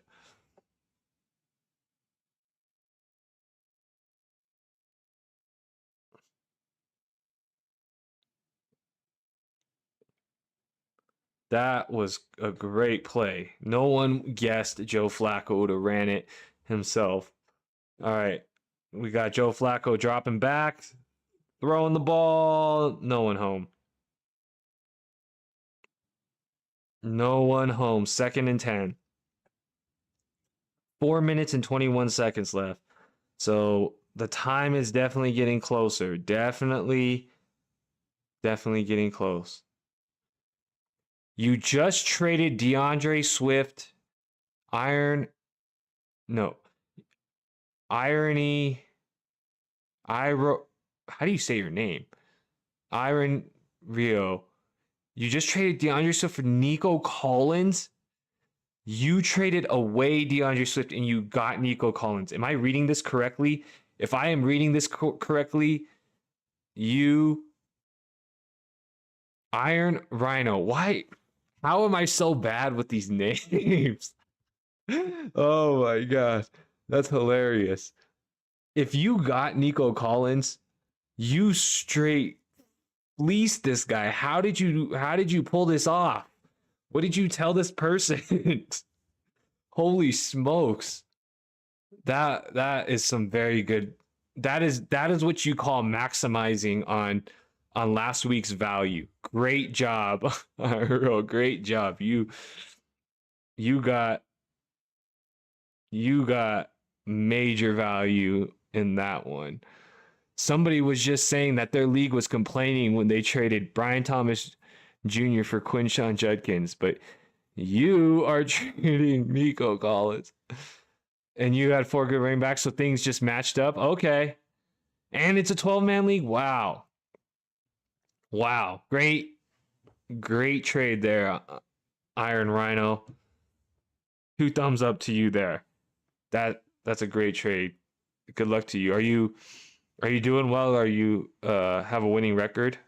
But man, that's a great trade to get Nico Collins for that value. All right, here we go. Here comes Pittsburgh Steelers. All right, they're going to have to take it back from their own 40-yard line. So 2 minutes and 46 seconds. Cole says the same thing, right? Bro, who took that trade? Please, that guy. You had Marvin Harrison, DK as your starters, and CD's injured, and you're 5-1. Whoa, great job, dude. 5-1 with the CD injury, and you just got Nico Collins. So you're going to be starting CD and Nico. Man, your team is dangerous. Your team is dangerous. High five. High five. Wow. All right. Rodgers is 2 minutes, 46 seconds left on his own 42-yard line. Empty backfield. Shotgun formation. Dropping back. Looking for nowhere to go. Scrambling out to his side. Firing over the head of Washington. Yep, you get to rock CD and Nico. Nice. You reckon you can be the next Raiders GM? I know. Well, I'm not wearing my jersey. Yeah, you got to help our Raiders make trades like that because holy smokes. You got to get rid of Ferguson since you have Javonte and CD. Nonsense. You just need to go trade for Dak Prescott and then play them all. Ferguson, Dak, Javonte, and CD. And then go trade for George Pickens. And you could just play their whole team. Okay, yeah, so you can get rid of Ferguson. You have Dallas Goedert. Yeah, that's good. That'll be good. You gotta get that Ferguson value. value right now though, right? Because with CD coming back, he's probably gonna lose some of those targets. Oh, holding on Pittsburgh's offense. No.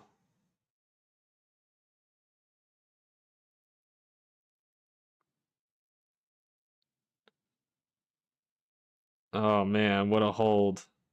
2nd and 20. People are skeptical of Ferguson. Yeah. Yeah, well, hopefully he could have one more good game this week. Like maybe they use CD as a decoy or something.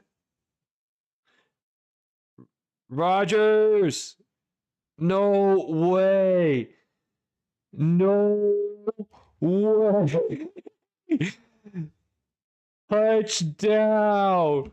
What? No freaking way, dude.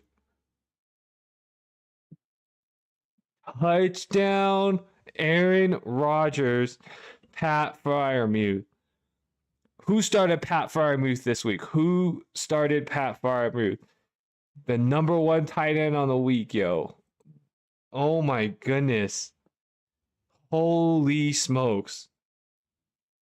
Wow. Wow, this is a game, yo. This is a game.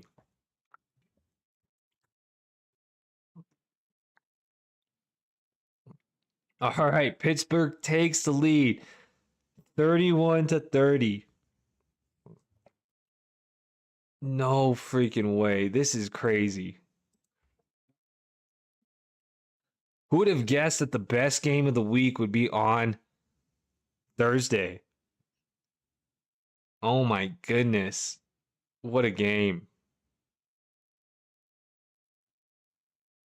What a freaking game, yo.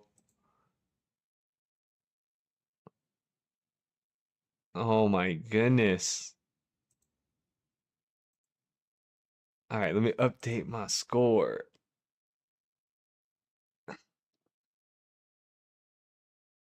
Aaron Rodgers coming through. Wow. But Cincinnati does have a lot of time, so they can still score, right?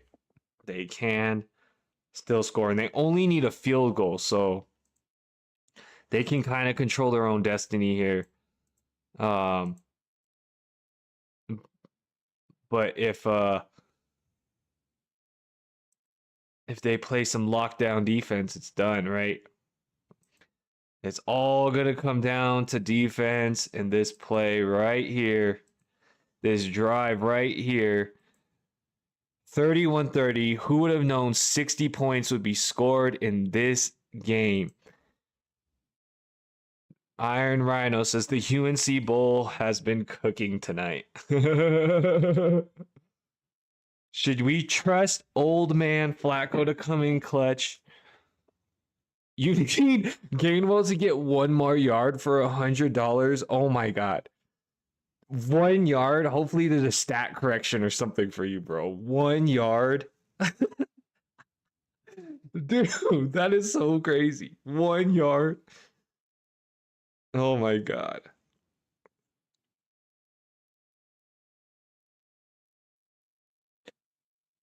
Wow. All right, so on the 30, 1st and 10. All right, here you go. Dropping back, finding Jamar Chase for the first down, keep him in bounds. You hit everything on a 7 leg. Yeah. Stat correction, he needs 2 yards. That's what would happen. Oh my goodness. What a game. What a game. 31-30. This is exciting. This is so exciting. This is so exciting. Wait, so what did you so you bet on a certain yardage for Kenneth Gainwell? Maybe like how many yards does he have right now? He has 14 yards. 15 yards.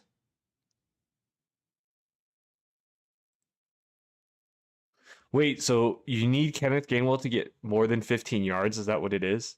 Oh, that is that is such a small number. I would have taken the over on that too, probably.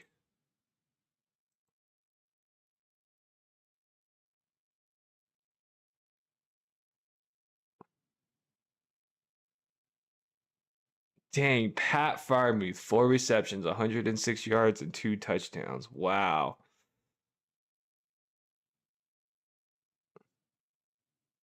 The tight ends have all the touchdowns today.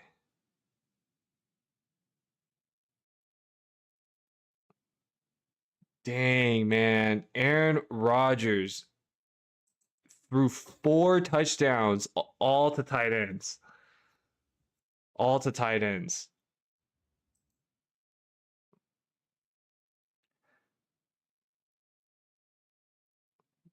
Wow. 4 touchdowns, 3 different tight ends. That's crazy. That must mean Cincinnati's terrible against tight ends. They lock down DK Metcalf. They're like, we're gonna lock down DK Metcalf, but let anybody else score.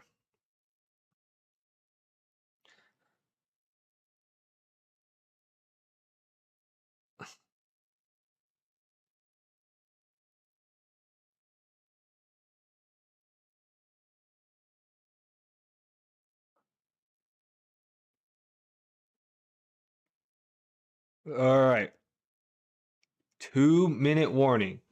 So through this 2 minute warning, we will see. We shall see. Shotgun formation, 1st and 10, 45-yard line. 2 timeouts for the Bengals, 3 timeouts for the Steelers. We're finding Jamar Chase.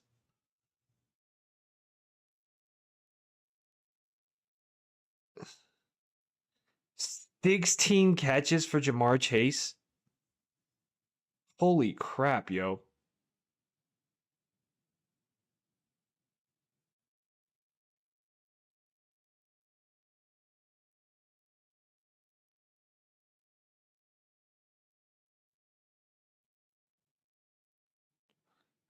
Oh, man. You're going to hop off and watch this get away from the Bengals. Appreciate you, Jen Will. Here we go, 1st and 10. Appreciate you, Jen Will. Hope to see you Sunday, yeah? Gonna see you Sunday? All right, here we go. 2nd down. Steelers take the first time out. So Pittsburgh. Wait. Sorry, not Pittsburgh. The Bengals just need a field goal to win this. So the Bengals just all they need is a field goal to win this, right? And each team, I believe, has 2 timeouts. They're getting close to field goal range. There's less than 2 minutes left. It's already past the 2 minute warning. So 2nd and 8 on the 35-yard line. Dropping back, firing, and he's found his man. T. Higgins. Oh my God. And he slid. What a genius play. That right there is team football. T. Higgins taking the slide because he could have tried it himself to try to get the touchdown, but he recognized in that split moment that if he slides down, they only need the field goal. So they could just run the ball up the middle twice to make the Steelers burn their timeouts, right? And instead kick a last-second field goal. What a play. What a play. That is selfless football right there. That is team football.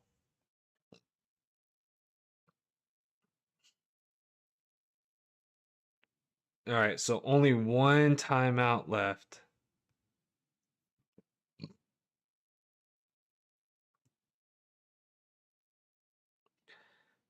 All right, so they'll have like 20 seconds left ish, right?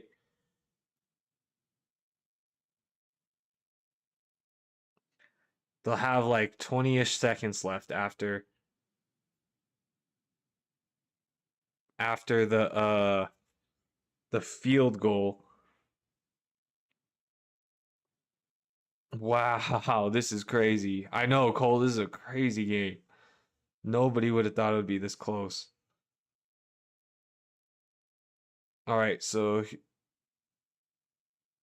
couple seconds extra right there. So they're gonna have like 10 seconds after they kick the field goal. So it's basically just gonna be a Hail Mary for the Steelers. Man, what a play.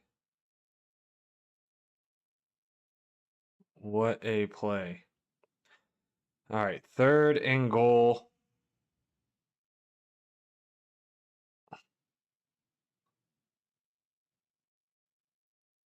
All right, so it looks like Bengals are going to take a timeout. It's 53 seconds left. Yeah, they're going to have like 10 seconds left after they kick the field goal.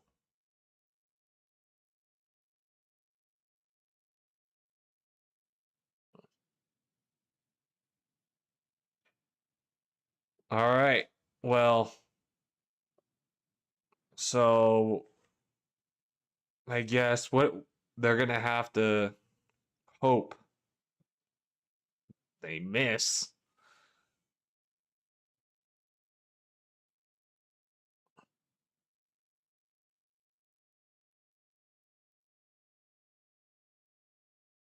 All right.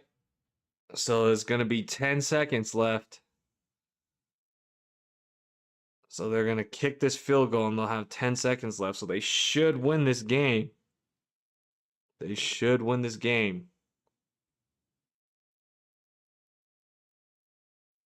They're going to be able to bring it down to about 10 seconds left, kick the field goal.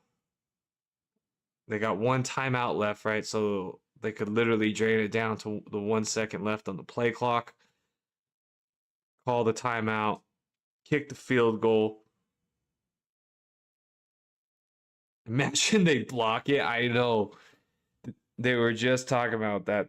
They're like because there has been, right? There has been some crazy blocked field goals on the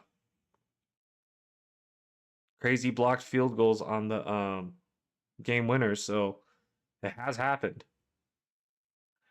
this year. It has happened. All right. 4th and goal. 11 seconds left.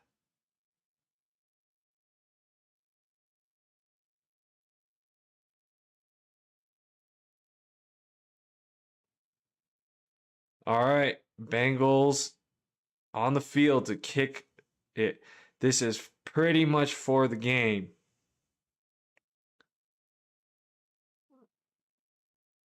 All right. Snap is off. Kick is up. And kick is good. 7 seconds left on the clock. The Bengals are up 33-31. Cincinnati should come out of here with a win. Cincinnati should win this. They just need, it's pretty much just one play. A-Rod Hail Mary coming. I know. It's exactly what I'm saying, right? It's pretty much going to be one play. They're going to probably squib kick it or something on the on the kickoff. They'll probably squib kick it or something so that They can't really run it back, or not much there. Take off a second or two of the clock. 5 seconds left. There's only gonna be time for like one play.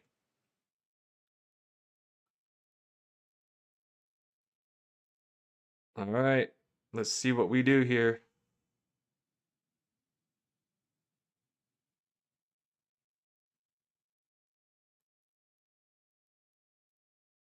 All right, they're kicking it to the back. 7 seconds left.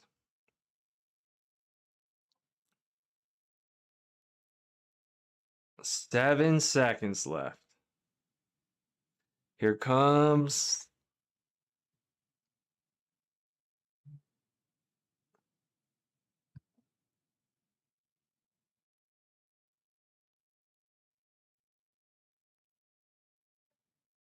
All right.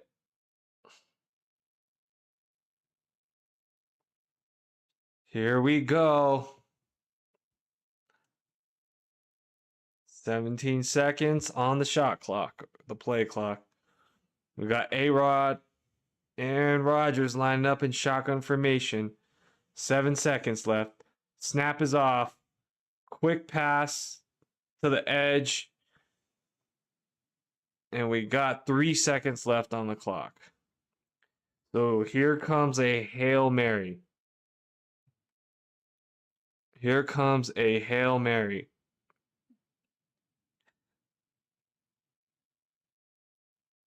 That's all you can do, right?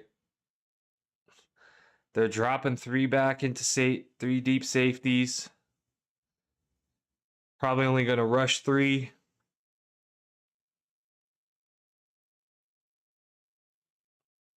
All right, here it comes. Throwing it. It's going. Oh, no good. All right. And that's the game, everybody. That is the game. The Bengals have won it 33-31. I never would have guessed the Bengals would win this game. So congratulations to the Bengals for winning. The Steelers put up a decent fight. They're now dropped to 4-2. And that was a crazy divisional round. Who would have known Joe Flacco would be turning around this Bengals team to this? So thank you so much for tuning in today. Thanks for all the help, Cole. Appreciate it. Hopefully see you on Sunday. Much love. Take care to you too. Appreciate y'all. And the Smitty, you called it, bro. You called it. Much love to you too. Hopefully see you guys Sunday. Appreciate y'all. Have a good Friday, good weekend, and happy week 7. We'll see y'all Sunday. Peace.